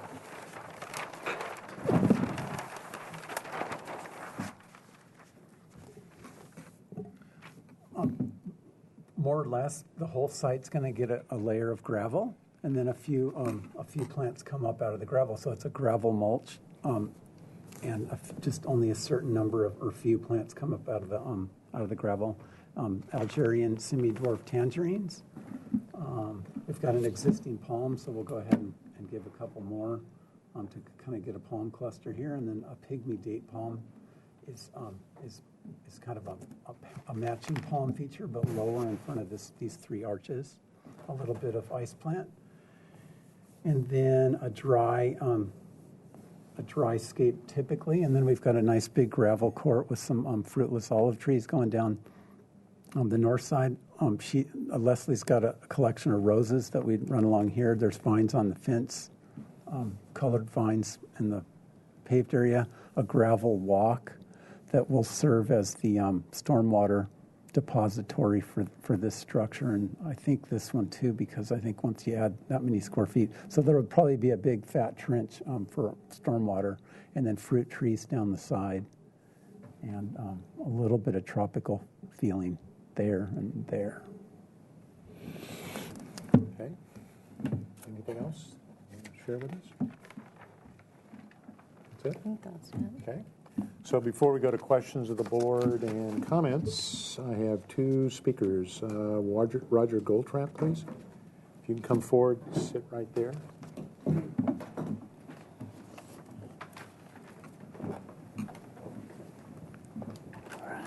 Is this on? Yeah. Okay.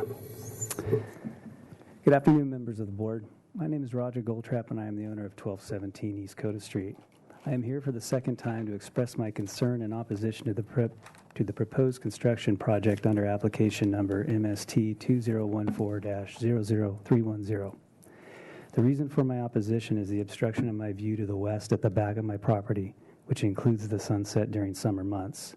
The proposed structure on the current plans would obstruct the aforementioned. The views would be obstructed from the following locations: back porch, living room, backyard at various locations. I discussed the issue with the applicant over a month ago. However, to date, I have not received any information that changes the existing plans. I am requesting modification of the plans with regard to location and height of the garage structure. According to the City of Santa Barbara Single-Family Residence Design Guidelines, pages 72N through 74N, there are guidelines to assist the applicant during the planning stages to help avoid the obstruction of a neighbor's view. It is my desire that this board would encourage and require that these guidelines and/or alternative protocol be followed to protect the neighbor's view. Additionally, I would encourage the board to require the use of story poles and to schedule a site visit with both the applicant and myself to determine the impact of this project, not only on my views, but to the surrounding landscape as well. I would now like to present photos of the view obstructions and a copy of the SFDB Residence Design Guidelines, pages 72N through 74N. Thank you for your time. Thank you.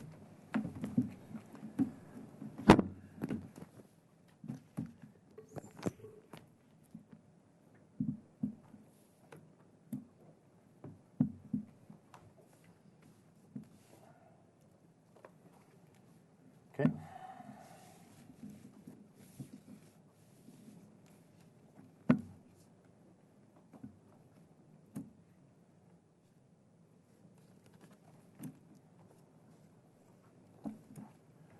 Okay, thank you.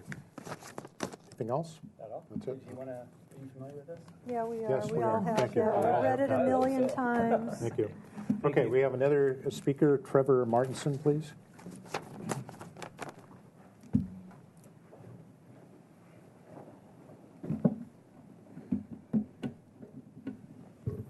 Chair Sweeney and members of the board, I'm Trevor Martinson, architect, planner, and forensic.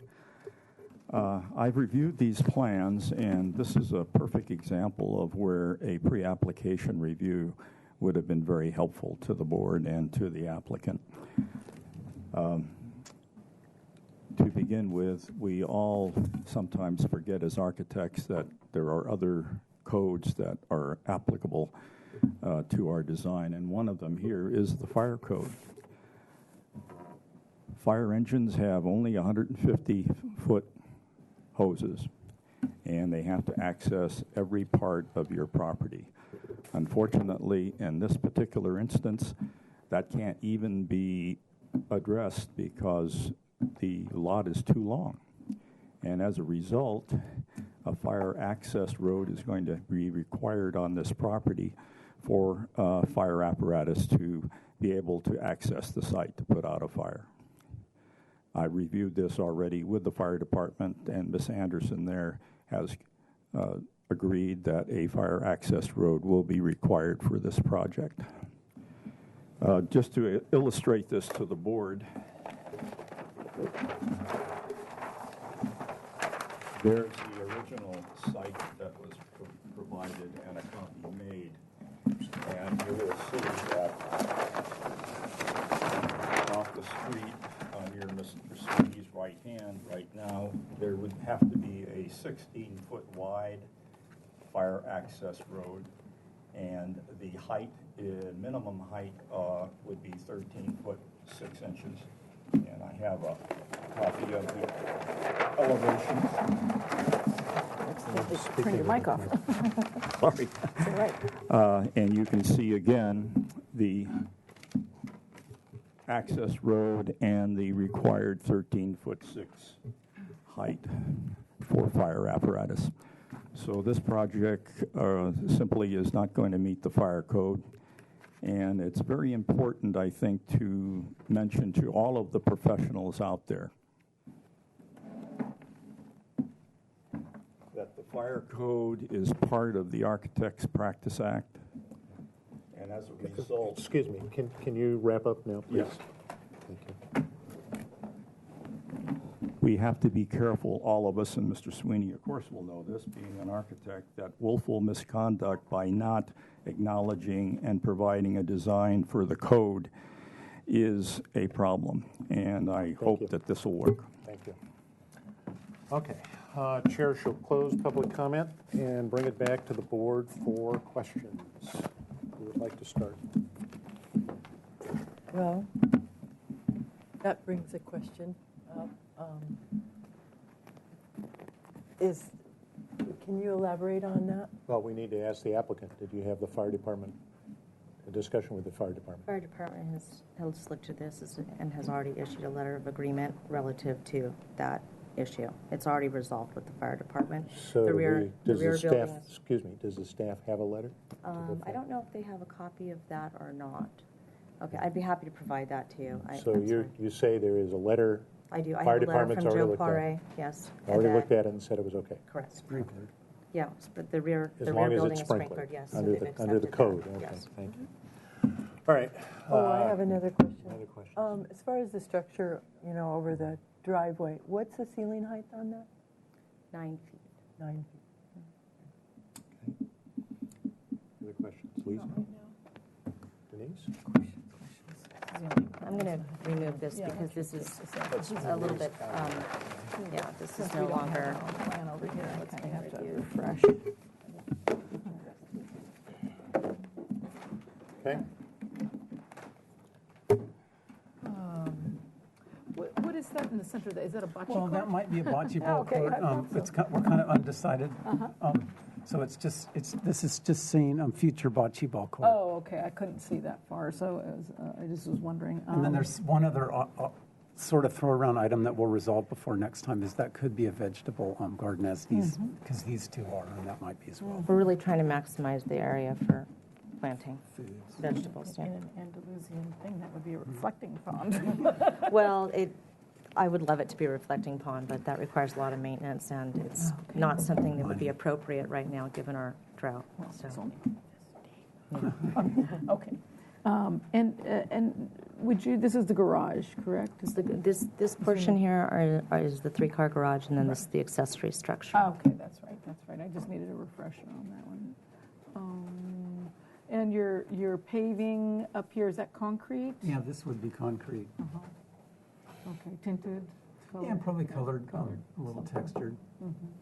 But no stampy, just like a fractured slate with color. Just And this not would be too- gravel, your driveway. Okay, gotcha. Okay, I think that's all my questions. Bernie? Okay, thank you. And thank you for all your creativity and choices here. It gives us a lot to think about. I wonder It's not too much, but it's Well, fun to talk we'll get there. sometimes. Sometimes we can get there. So the first question I had was, what is the height? And it looked different to me between the streetscape. Can you find that one and we could look at that?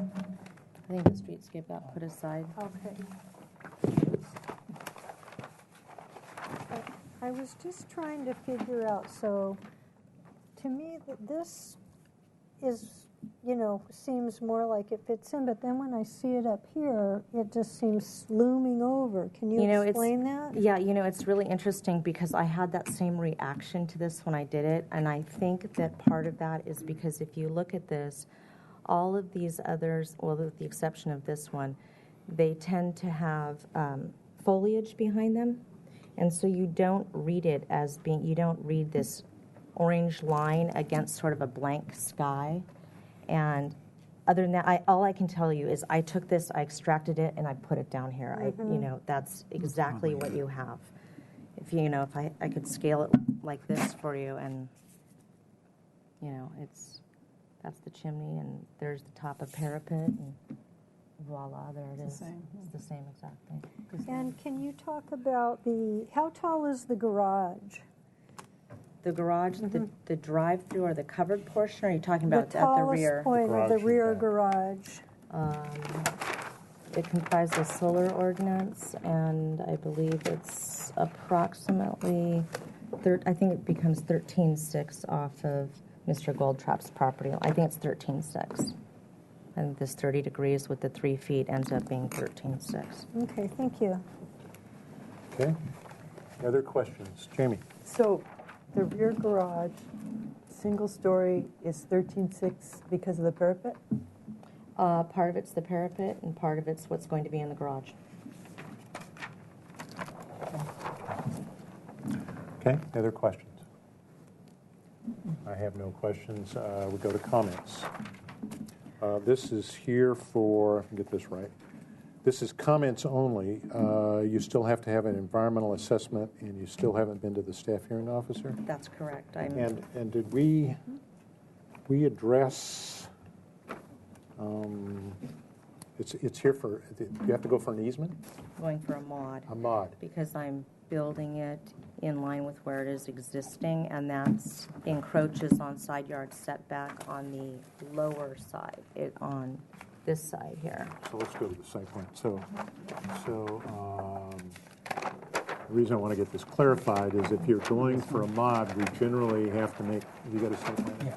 We have to make comments to the staff hearing officer whether or not we feel the aesthetics is appropriate for the mod. So it's down in here, correct? It's actually this right here. So this would be 3 feet back from property line, which now would be required to be 6, I believe. So that's the modification. That's the modification, is to rebuild an existing setback, and there's a small addition in that area too. So in essence, if we as a board decide to give this project design approval, or excuse me, comments, we may want to make a comment so she has something to carry with her to the modification hearing officer based on the aesthetics of that 3 feet piece right there. Okay, so comments. approval. Who has comments? Lisa is turning the microphone on. I need a minute. I feel that I could support the project in its current manifestation. I'm a little concerned with the height of the roof height over the garage,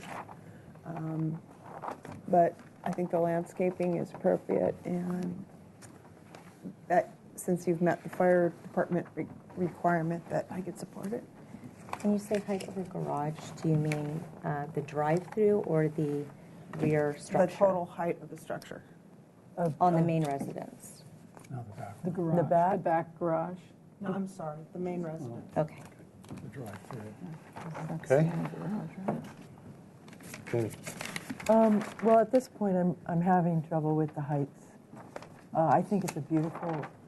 The design options are really pretty, but the heights, I think maybe we need to talk about that. Okay. Thank you. Bernie? Okay, thank you. Yeah, I appreciate the flair and the materials, but I do have big-time concerns, and I think for me, story poles would really help in this case, both for the garage height, the size, how big it is, how it fits in the neighborhood, and then the front, just the front, to see how that really is in the neighborhood for me. Okay. Anything else? No? Denise? I think this project is really, really cool. I like it. And I know I'm not supposed to say that. Well, I just think that I like the whimsy. I like the direction you're going a lot, and I like the landscape a lot. I think that's really going to complement it. And I was looking for this one. I'm missing one of the options. The options, it looks like. And I keep looking for it because it's the one I like the best. It was the one where you had the tile in the front. It's the last option. Somehow I couldn't find that. There it is. Yeah. I think that one really works well. Just because it, like what you said, I think you have a really great design flair. You've got the balance between the square and the arch. I think that one really works nicely. I love this. I think this is really cool. I think this would be really fairly subtle. I don't see that this is an extraordinarily huge, I mean, it's a small house. This is not a big, huge building at all. I don't see the height as an issue myself. I think it fits in with two buildings in the streetscape. There are two others that are as tall, if not taller. So I'm fine with this project. I would like to see it move along. Thank you. Anyone else done? David, I want to reconfirm. We're not obligated as a board to guarantee an individual's view corridor, correct? That is correct. You are not obligated to guarantee an individual property owner's view. That's correct. That's correct. Okay. So far, we've only heard from one property owner. It appears that way, yes. Okay. So we're not obligated to guarantee that property owner's view. And so I tend to go back to this one, to the streetscape. Certainly, if the board felt story poles are appropriate, I don't have any big argument with that. This is one of the projects where I don't think it needs it, but you know that's okay. If we want to do story poles, that's always very helpful to folks who need to kind of see it. I think that the streetscape, the fabric of the neighborhood, I think that in general your approach is going to blend in quite well. I'm not concerned about trying to guarantee somebody's private view out of a window, particularly when I see the evidence here is quite clear that the view is not blocked in any substantial way. I think that's fairly clear. I want to go back to your options here, because you're having some fun here trying to give us some ways to look at this. And so I first zeroed in on this one, because I think this one is easily the most adaptable to the general fabric of the streetscape. I concur. Yeah, it's kind of simple. it's very simple. It kind of picks up on all the same venues. The one thing I was just trying to deal with the proportions. Mm-hmm. So I think your floor line is right there. Correct. So this is 8, 9, 10, 12. I'm thinking from a proportion standpoint, if you were to go with this solution, you could drop this whole thing just proportionally. It's not the issue of the view or anything else. It's just the proportion. It's this. Yeah, it looks a little too, I almost want to take it and draw the line down here a little bit. Just shave it down a little bit, because then I think the proportion works a little bit better in relationship to this proportion. I agree. And this could come down, I could lose a foot here, and that And is still not would work. offensive Yeah, it to still me. would Yeah, work. I'm happy to So drop that. from that aspect, to be kind of a compromise to the fabric of the community, that would be cool. On the other hand, I'm kind of intrigued by this solution, because I can think of, in traditional Spanish Andalusian architecture, which was predicated by the Moors who invaded Spain, and they had this idea that they had to protect their ladies and keep them from being seen from the public, and so they used these Mashrabiyah. Yeah, mashrabiyahs as a, thank you for reminding me of the word. Yeah. Or jalis, depending upon where you are in the world. Yeah, where you are in the world. It allows it to happen. So I'm kind of intrigued by you being willing to push your actual door back and letting that be the outside. And this is very reminiscent of you see this all over the courthouse.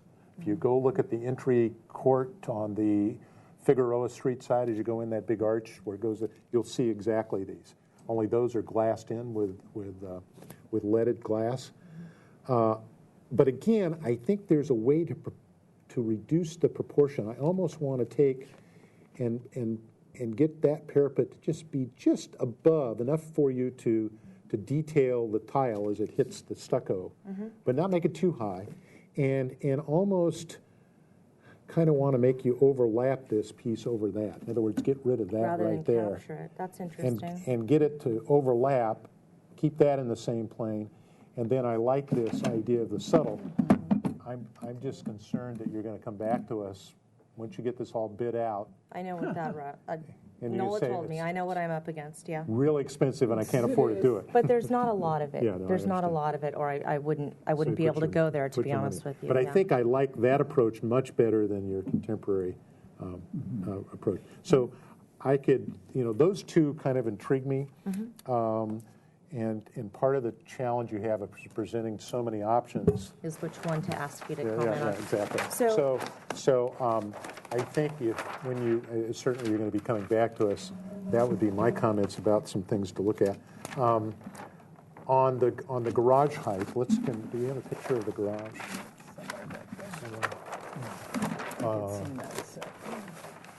I think it's one of these, right? It's The one there? actually one of Was them. it this one? This one? It's going to be one of the last I think sheets.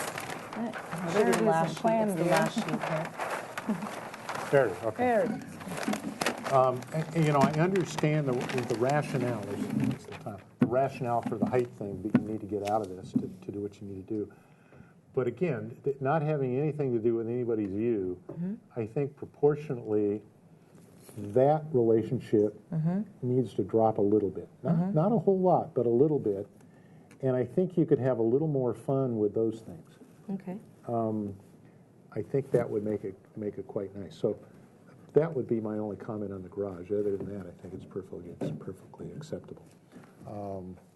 And then on this door, my only comment there is typically with these French doors, given how we get rain here, It needs a unless cover. you're tucking back in or some little eyebrow or something, you need to Yeah, kind of and deal it with is kind of on the side that's going to get beaten. Yeah, otherwise you're just inviting for, Could it do this again? well, that or just, setting it back in a little bit or something.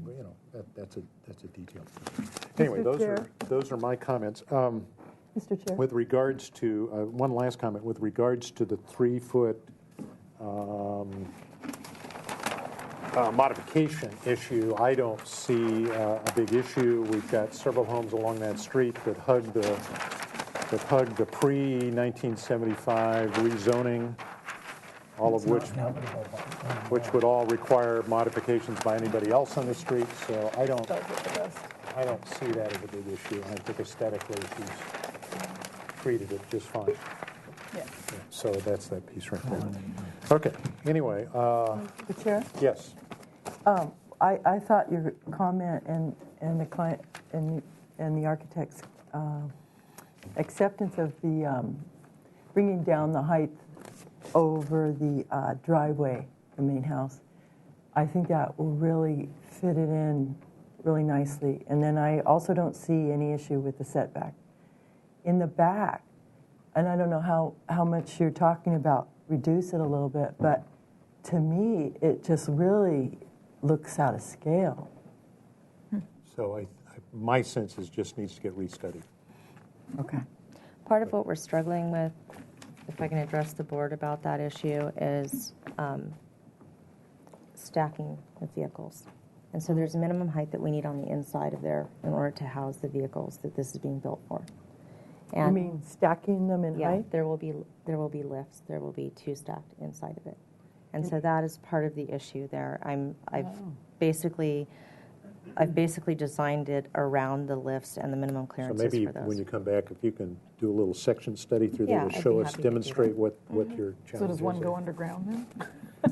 No, it's a hydraulic lift. It lifts the one car, and then the other one drives under it. Yeah, we have some of those in town. So to clarify, this is 3-car on the ground, right? So then you're Still 6 need to cars? stack 'em. How many cars have you got? 5 that need to Holy be stored. smokes. Well, there's 4 that are Anyway, finished and 1 in progress. I think what you're hearing is if you can give us some explanation Yeah. of what your challenge is, that might help us a little bit Gets more. them off the street, I suppose. It gets them off. I'm happy All right. to drop that 1 foot, and I actually concur with you, Mr. Chairperson, that I actually like option 2, the one that's more simple. I love the one that has more detail on it, Denise, but I think it's a modest neighborhood, and I'm trying to be deferent to that, and I've been struggling with that in terms of looking at all this beautiful Islamic and Moorish architecture, and I want to go there, but I think in terms of being a good neighbor, which may be ironic in light of the conversations we've been having, but I do think that the second option is a better one. It is, yeah. It makes more sense. Perhaps you can do a wall fountain with that tile. I can go crazy in the backyard. You can go have fun with that. Okay. This is here again. Let's see. Make sure I'm. Oh, I doing this. just had one Go last ahead. question. Is there a door in the front when you first drive in? Is there a garage door, or when you go in that arch, is it just an open to the street kind of an arch? You look through it to the backyard. You look, so is it empty, or, because I'm just wondering in the neighborhood, I mean, is it secure? How does it work in the neighborhood? Well, it's a good question. Eventually, it may end up having gates. That's a good question, how we would secure that. I haven't really addressed that, really thought about it. Right now, the property does have 2 gates, one here and one here, and those are locked all the time. This one is locked towards the back of the house. This one's locked at the front. So that's something I can study and address. Okay. So this is here for comments only. We need to probably address for the staff hearing officer the issue of the side yard setback. So the chair will entertain a motion with comments. Okay. Yes, Mr. Chair. The board finds the board would like to continue the project onto the staff hearing officer to address the modification, the 3-foot encroachment on the driveway. That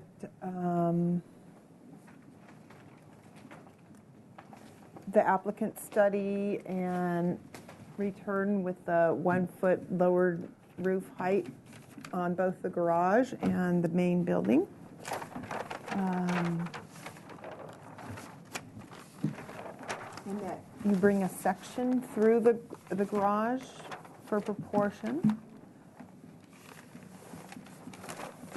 What am I missing? You probably need to give her some clear direction on which one of these front elevation Oh, yes. options. And regarding the option that you brought us, the board is in concurrence that, is it number 2? 2. Number 2 would be the most appropriate for the fabric of the neighborhood. Okay. At this point, oh wait, go ahead. So I'll say that after. is that your motion? That's my motion. Okay. Is there a second to that motion? Okay, I'll second. Okay. And so I was just thinking, at this point, do we need to say 1, 2, or 3, or can we just say when you study lowering the plate heights or when you study the roof line, can you bring us back the one that you think you'd like? I think she was looking for guidance from us, so that's what the motion was. Maybe I could look at option 2 and 5. Those are my favorites, and I'll bring back the one that I like best. How's that? We'll keep that on the table, Was Denise. the language about the mod enough? I think so. Did it say we approve? We approve. Yeah. In other words, aesthetically, the 3 foot is. Back to the maker of the motion, though, you said return with lowered 1 foot. Do we have to say just 1 foot? What if she looks at it and maybe she can even go lower? And we're not asking for story poles yet. It was so study. At least study in- the reduction and Okay, not study the reduction of the Yeah. roof height and the garage. for both the main building and the Right. garage. Okay. So did that get cleared? So you can just eliminate the 1 foot, just study lowering. Yeah. Okay. Do you want to get that read back or? Be clear?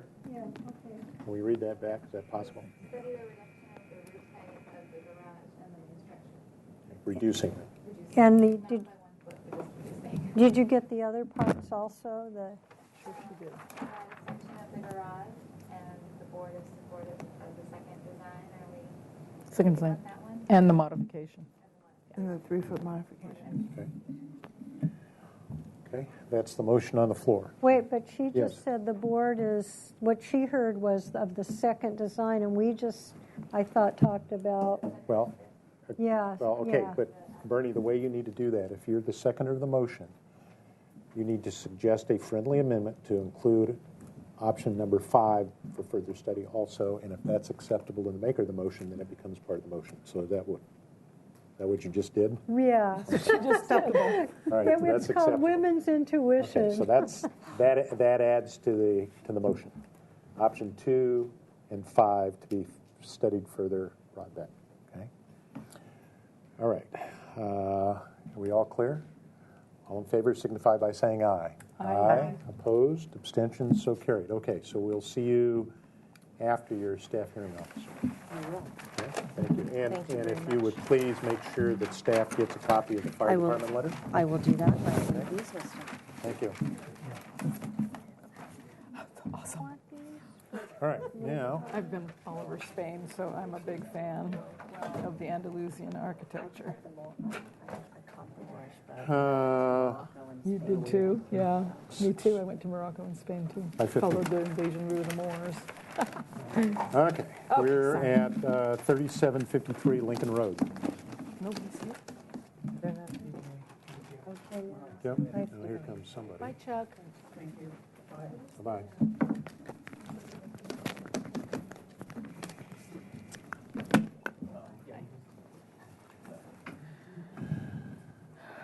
See, I realized we've been gone a long time.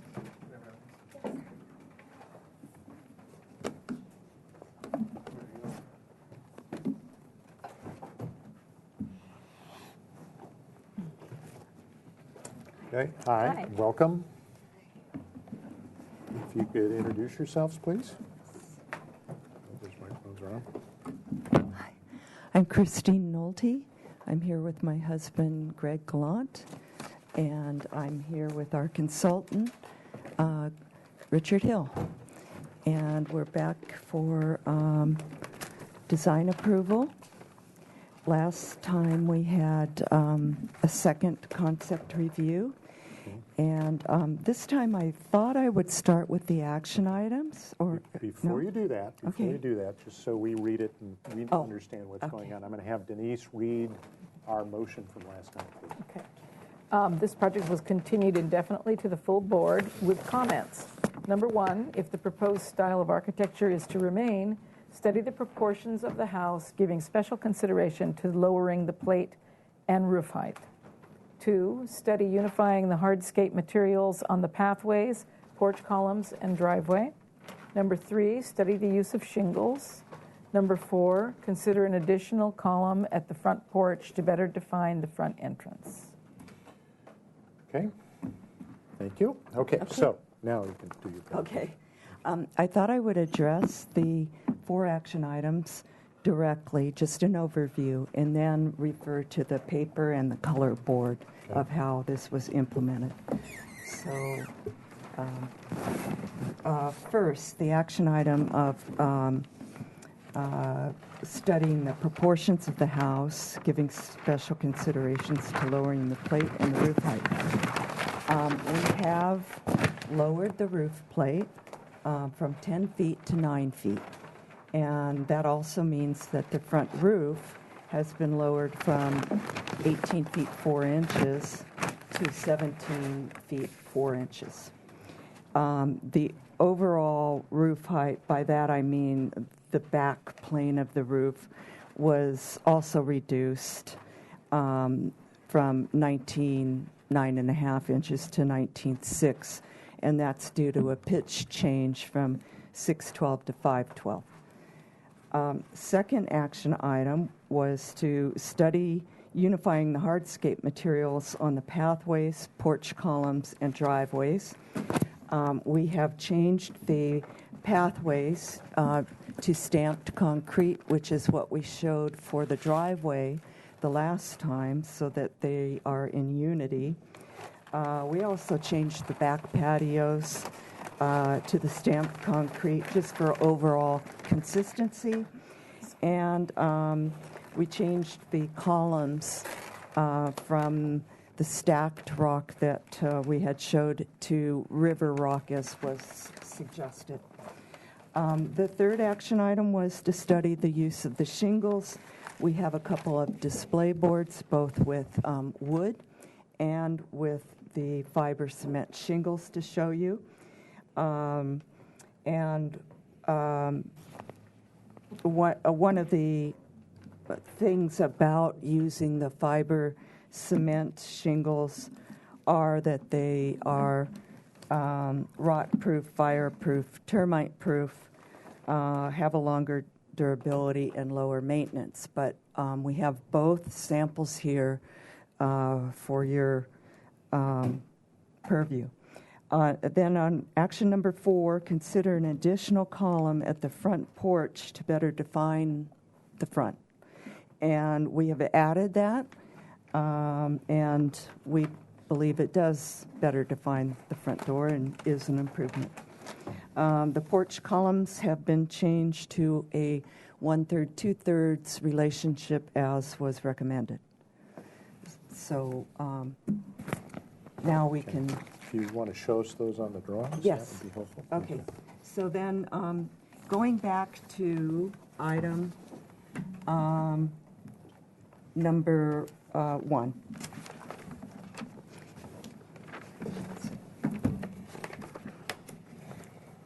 Oh, maybe let me show you the color board picture of the house first, because I think it's easiest to see it this way.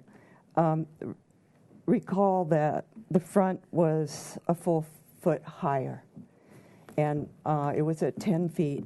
Now it's at 9, and that brought down these peaks a foot as well.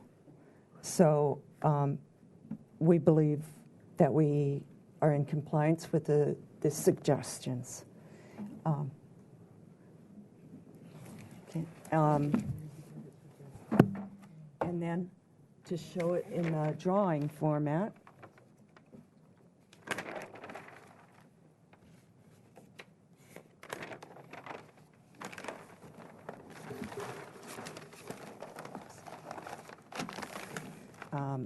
here's the north elevation, or the front of the house, which again shows the change, the 9-foot front, and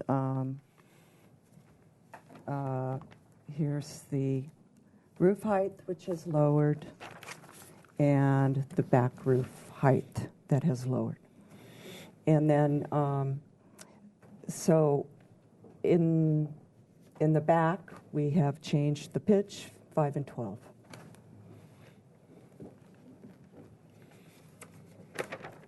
We did include sections again.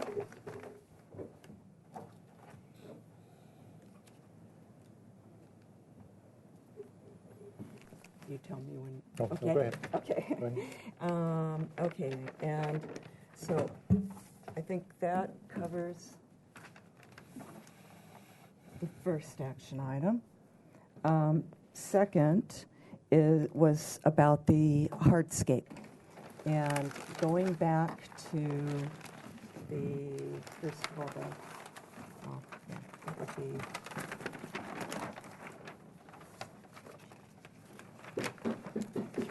it's probably on the landscape plan is the best place, and then, oops, and then on this picture version, you can see that the stone has been changed. You can see that the column has been added.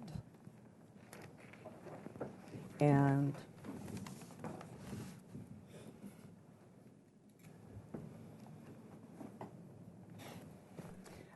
okay, and then on the landscape plan, that shows the, always get turned around here, that driveway, walkways, patios, all consistent with material. Okay, then third action item, study the use of shingles. We were asked to look at wooden shingles, and because we came in originally with the idea of the fiber cement shingles. So we put, yes. Vanna White. Yeah. You can just lay it right here. Your gown isn't as elegant. I know, she always has the best dresses. So this is wood? Wood. Those are the wood shingles. All right.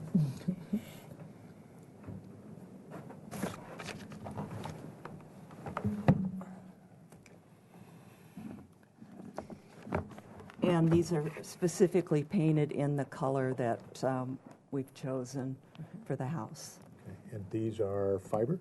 Yes. Okay. That's the fiber, that's the wood. Yes. Okay. Okay. Anything else? Okay, and this is so heavy.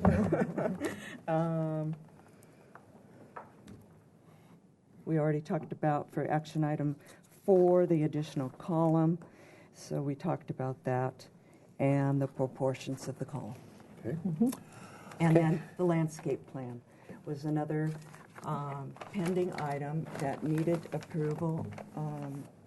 Thank you. It's this one. Yes, and Neil Wilson from Water Resources has reviewed this plan and has stamped his approval with the landscape plan. Okay. It's that guy right there. All right. Anything else? No. Okay. Thank you. Well, did you have the roof to just, or did Oh, we already yes, look I'm at sorry, that? we brought the roof Last material time, again. yeah. We Yeah. showed it last time, but I'm just wondering how it looked. It looks pretty with the siding. So just, if you could just remind us which color it was. yeah, these are the exact same color. You don't need to lift all that stuff up. Yeah. Just Okay. leave You it. don't need to do that. Okay. And which one is the roof cut one? All of It's them? this Oh, one, Mountain that one. Timber. I see. Okay, thank you. Okay, great. Thank you. All right. Before we go to questions from the board. I don't. I This think we is, saw yeah, it you last- saw this before. The only change really are the pictures here and the rock, and taking away the paving stones. Okay. So before we go to questions from the board, Chair opens it to the public for public comment. we have any letters? Seeing no one from the public, I will close the public comment. Bring it back to the board for questions. Jamie? I'm sorry, when you were talking about paving, were you talking, do you have a sample? Or what did you say for paving? I'm sorry. The paving would be stamped concrete. Okay. Yes. Yeah. Sorry. What's that? Oh, in like a earth tone kind of color or something like that? Yes. Stamped concrete. And so do you have are you in tier 1, 2? Or? Oh, we are in tier 2 basic, and on the landscape plan, that is addressed at the top here, and we've exceeded the limits because we've included flow wells, dry wells, in the backyard and the front yard, and that's not required by tier 2. Okay. Okay, that's my question. Lisa? No questions. Denise? No questions. Bernie, questions? So does exceeding the limits mean you did a better job? I did more than I needed. All right. Thank you. Good job. Okay. Any other questions? I have no questions. Comments? Yes. I think I really like the changes that you've made. I think it really looks nice. Okay. Ditto. Denise? Yes, I agree. Looks like you've got a lot here. You've really done a great job. Okay. I agree. Beautiful. It's going to be really just fit into the neighborhood and a beautiful home. So thank you for working with us. Okay. Anybody else? You're there. You made it. You did what you had to do. I'm on tape. It's okay. Absolutely. I would suggest to whoever's going to make the motion that this is probably a project, because they have to come back for final, that it should go back to consent. I would urge you to the one place I see that I'm sure whoever's doing consent will want to see the detail on, because you're going to bring back all the details, so leave details and windows and all that stuff, is how you're going to detail the top of that, the columns, the rock in the columns, because that's going to be a little bit tricky how you detail that to make it work right, so you don't rot out the bottom of those columns. It's just a heads up to pay attention to. Okay. So that's my only comment. So with that, the chair would entertain a motion. This is here for project design approval. All right. Yes, I'd like to give this project design approval to return to consent with the details for construction documents, which would include a detail for the columns and the column tops. And that's it. Is that good? Because it's here for project design approval, you probably need to include excuse me. Neighborhood. Right. Okay, so the NPO findings that the project shows consistency of appearance in the neighborhood, compatibility with the neighborhood, size, bulk, and scale, and the quality of architecture and materials is very good. Okay, it's appropriate. All right. Is there a second to that motion? Second. Okay. I'll let you guys figure out who got there first. Any further discussion? Hearing no further discussion, chair calls for the question. All in favor signify by saying aye. Aye. All those opposed? I'm an aye. Yay! There is a public 10-day appeal period. So any of the people that you sent notices to, they can appeal the decision within 10 days. The prior notices, or do I have to? Yeah. If they have to, they're required to kind of pay attention, but if they haven't, but there is this appeal period you have to go through. Okay? All right. And you can work with David in scheduling yourself to go to consent calendar. Okay? Thank you. All right. Okay. There you go. Thank you. You did a good job. And I want to thank you all for your comments. You're lovely. Welcome. think it helped the overall appearance. I think you're going to be quite satisfied. Yeah, thanks. Good. We'll take that, and then you can have that back. All right. Okay. Cool. Take care. Okay, thank you. All right. Right on the time. We're at 5:34 instead of 5:30. 175 El Cielito Road. Hello. How are you? Hello. Good, how are you? Good. All new sets. We'll make these the review sets. And, Wandering about. I want to look in there. Welcome to look at them. We're right on let me schedule. have that one, Dave. Let me take this to there. Thank you. Wow. So I'm going to read this one. This is a new item. It's a proposal to convert an existing 488 square foot attached two-car garage to habitable space and construct a new 451 square foot attached two-car garage and a 460 square foot second-story addition at an existing 2,809 square foot single-family residence. The project includes demolition of a 178 square feet as-built deck, the construction of a 76 square foot new deck, the proposed total of 3,720 square feet, located on 29,257 square feet lot in the Hillside Design District, is 78% of the guideline Florida lot area ratio. This project is here for comments only because it requires an environmental assessment. If you could introduce yourself, please. Good evening. I'm Jason Grant with J. Grant Design Studio.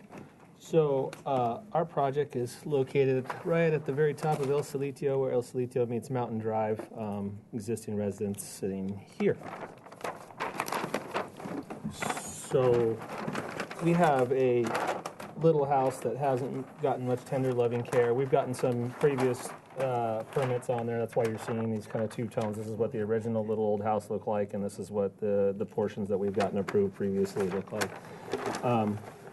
The existing garage wraps right around the backside of this two-story structure, and our proposed addition is located in this area right here. So as you look down El Cielito, our existing drive kind of comes in and tucks in behind the back of the house, and so this garage will be kind of, once again facing interior to the lot. Here's the drive as it wraps around. This is where the original garage door was, and through the years somebody had already converted it into habitable space. Never use it as a garage. Once again, this is where that two-story addition will go. In terms of site planning, we have our existing concrete drive that wraps all the way around and goes like this, and this is how you got into that two-car garage, two-story element right here. Our proposed addition is going here. Everything out here stays the same. The little bit of deck that's getting removed, and this is once again just a kind of a planning snafu. This deck has always been there, but was not part of the original set. We're blessed with a double front yard setback, which I also think is wrong. But anyway, having said that, we couldn't get support to have a deck in a front yard setback, blah, blah, blah. So the easiest path is to make it go away, even though it's always been there.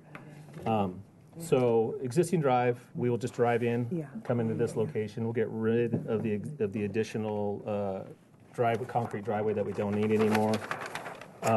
This hatch represents the deck area. This is the originally approved set of plans. Shows that there was no deck, even though I know they built it at the exact same time. And if you look at it, you know that it was. So here's the main level of the house. We're kind of multi-level house. Existing master bedroom. You walk down the existing set of stairs. This is what is the two-car garage today. We will convert that into den space, create a new two-car garage that people might actually use because it'll be much more accessible. Nobody was willing to drive into the other one. And then while we're going through that Herculean effort, we decided we would add an additional bedroom up above that two-car garage. Here's the north elevation facing backwards. So you see here, no change in that elevation, but just there for representation so you can see it. And so here's our south elevation.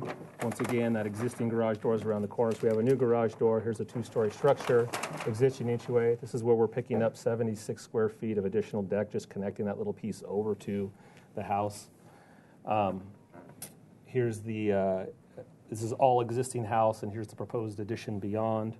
And then here it is as viewed facing the gully. We have no immediate neighbors looking that direction. It kind of just goes down. It's just open wild land out that direction. And so converting, once again, that two-car garage is putting in this nice set of French doors, a little trellis element, new two-car garage here, and then that unit up above, all the roof lines following everything else, nothing getting taller than it already is, matching all the roof lines and details and whatnot.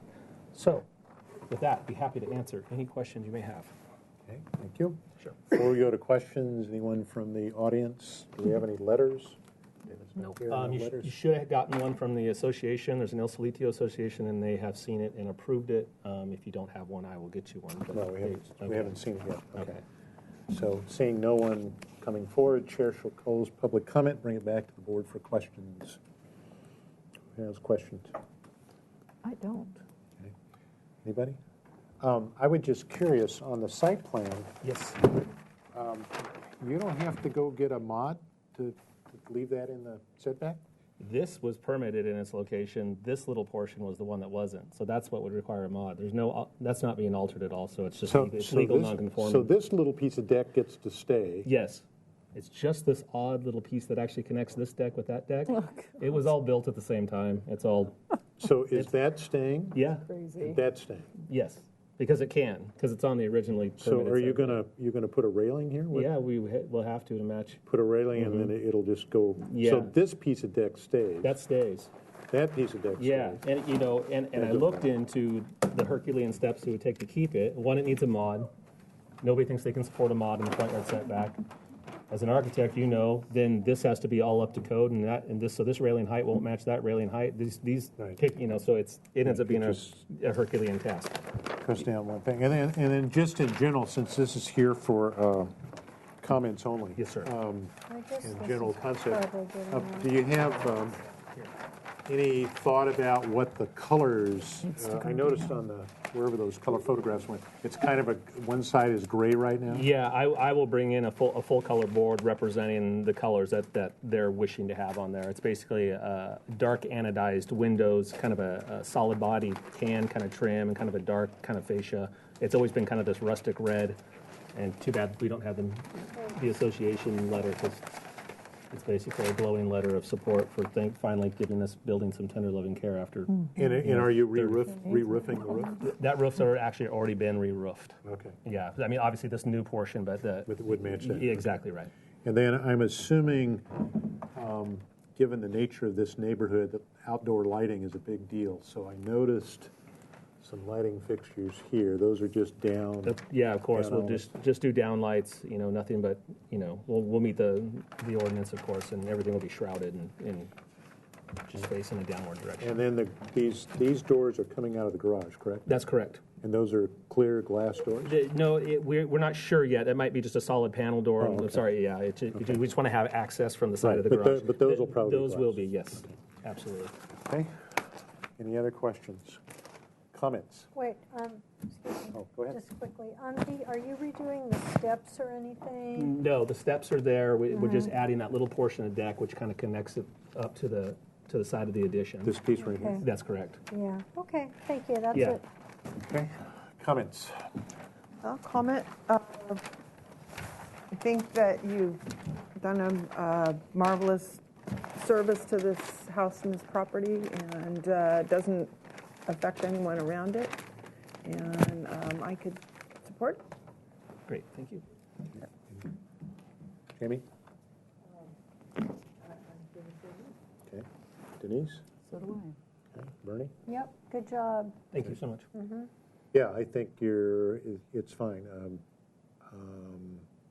So I would encourage whoever makes the motion so that we get clear direction on this. We're here for comments only. I'm assuming this is going to go to David. If the board were to make a motion that essentially they were in favor of the project as it's been presented, and he still has to go with his environmental assessment after that, does he have to come back to the full board, or could the motion direct it to the consent calendar? You could continue it to the consent calendar if you wish. Okay, so that is an option. Yes. All right. Mr. Chair? Yes, sir. Is there any landscaping going to change? Not at all? No. Okay. Okay. All right. So It's really rural, rustic. Just it's like a Yeah, stone garden, quite natural. frankly, up there. And anything to do this house is going to make it better. right, So one house at a time. anyway, so you heard what David shared with us. So Chair would entertain a motion. Okay. I'll make a motion to approve the project as... It's comments only. Comments only. Continue it as presented to return to the consent calendar with the necessary other items. Okay. The board finds that the project meets our guidelines and would like to see it move forward. Okay. That's the motion. Is there a second to that motion? I'll second. Okay. Any further discussion? All in favor signify by saying aye. Aye. Opposed? So carried. So go get your assessment. Easiest thing you've ever done today. Jeez, I know. Dang. Really head faked you guys. Okay. Being no further items scheduled for today, the chair adjourns the Single Family Design Board for September 8th.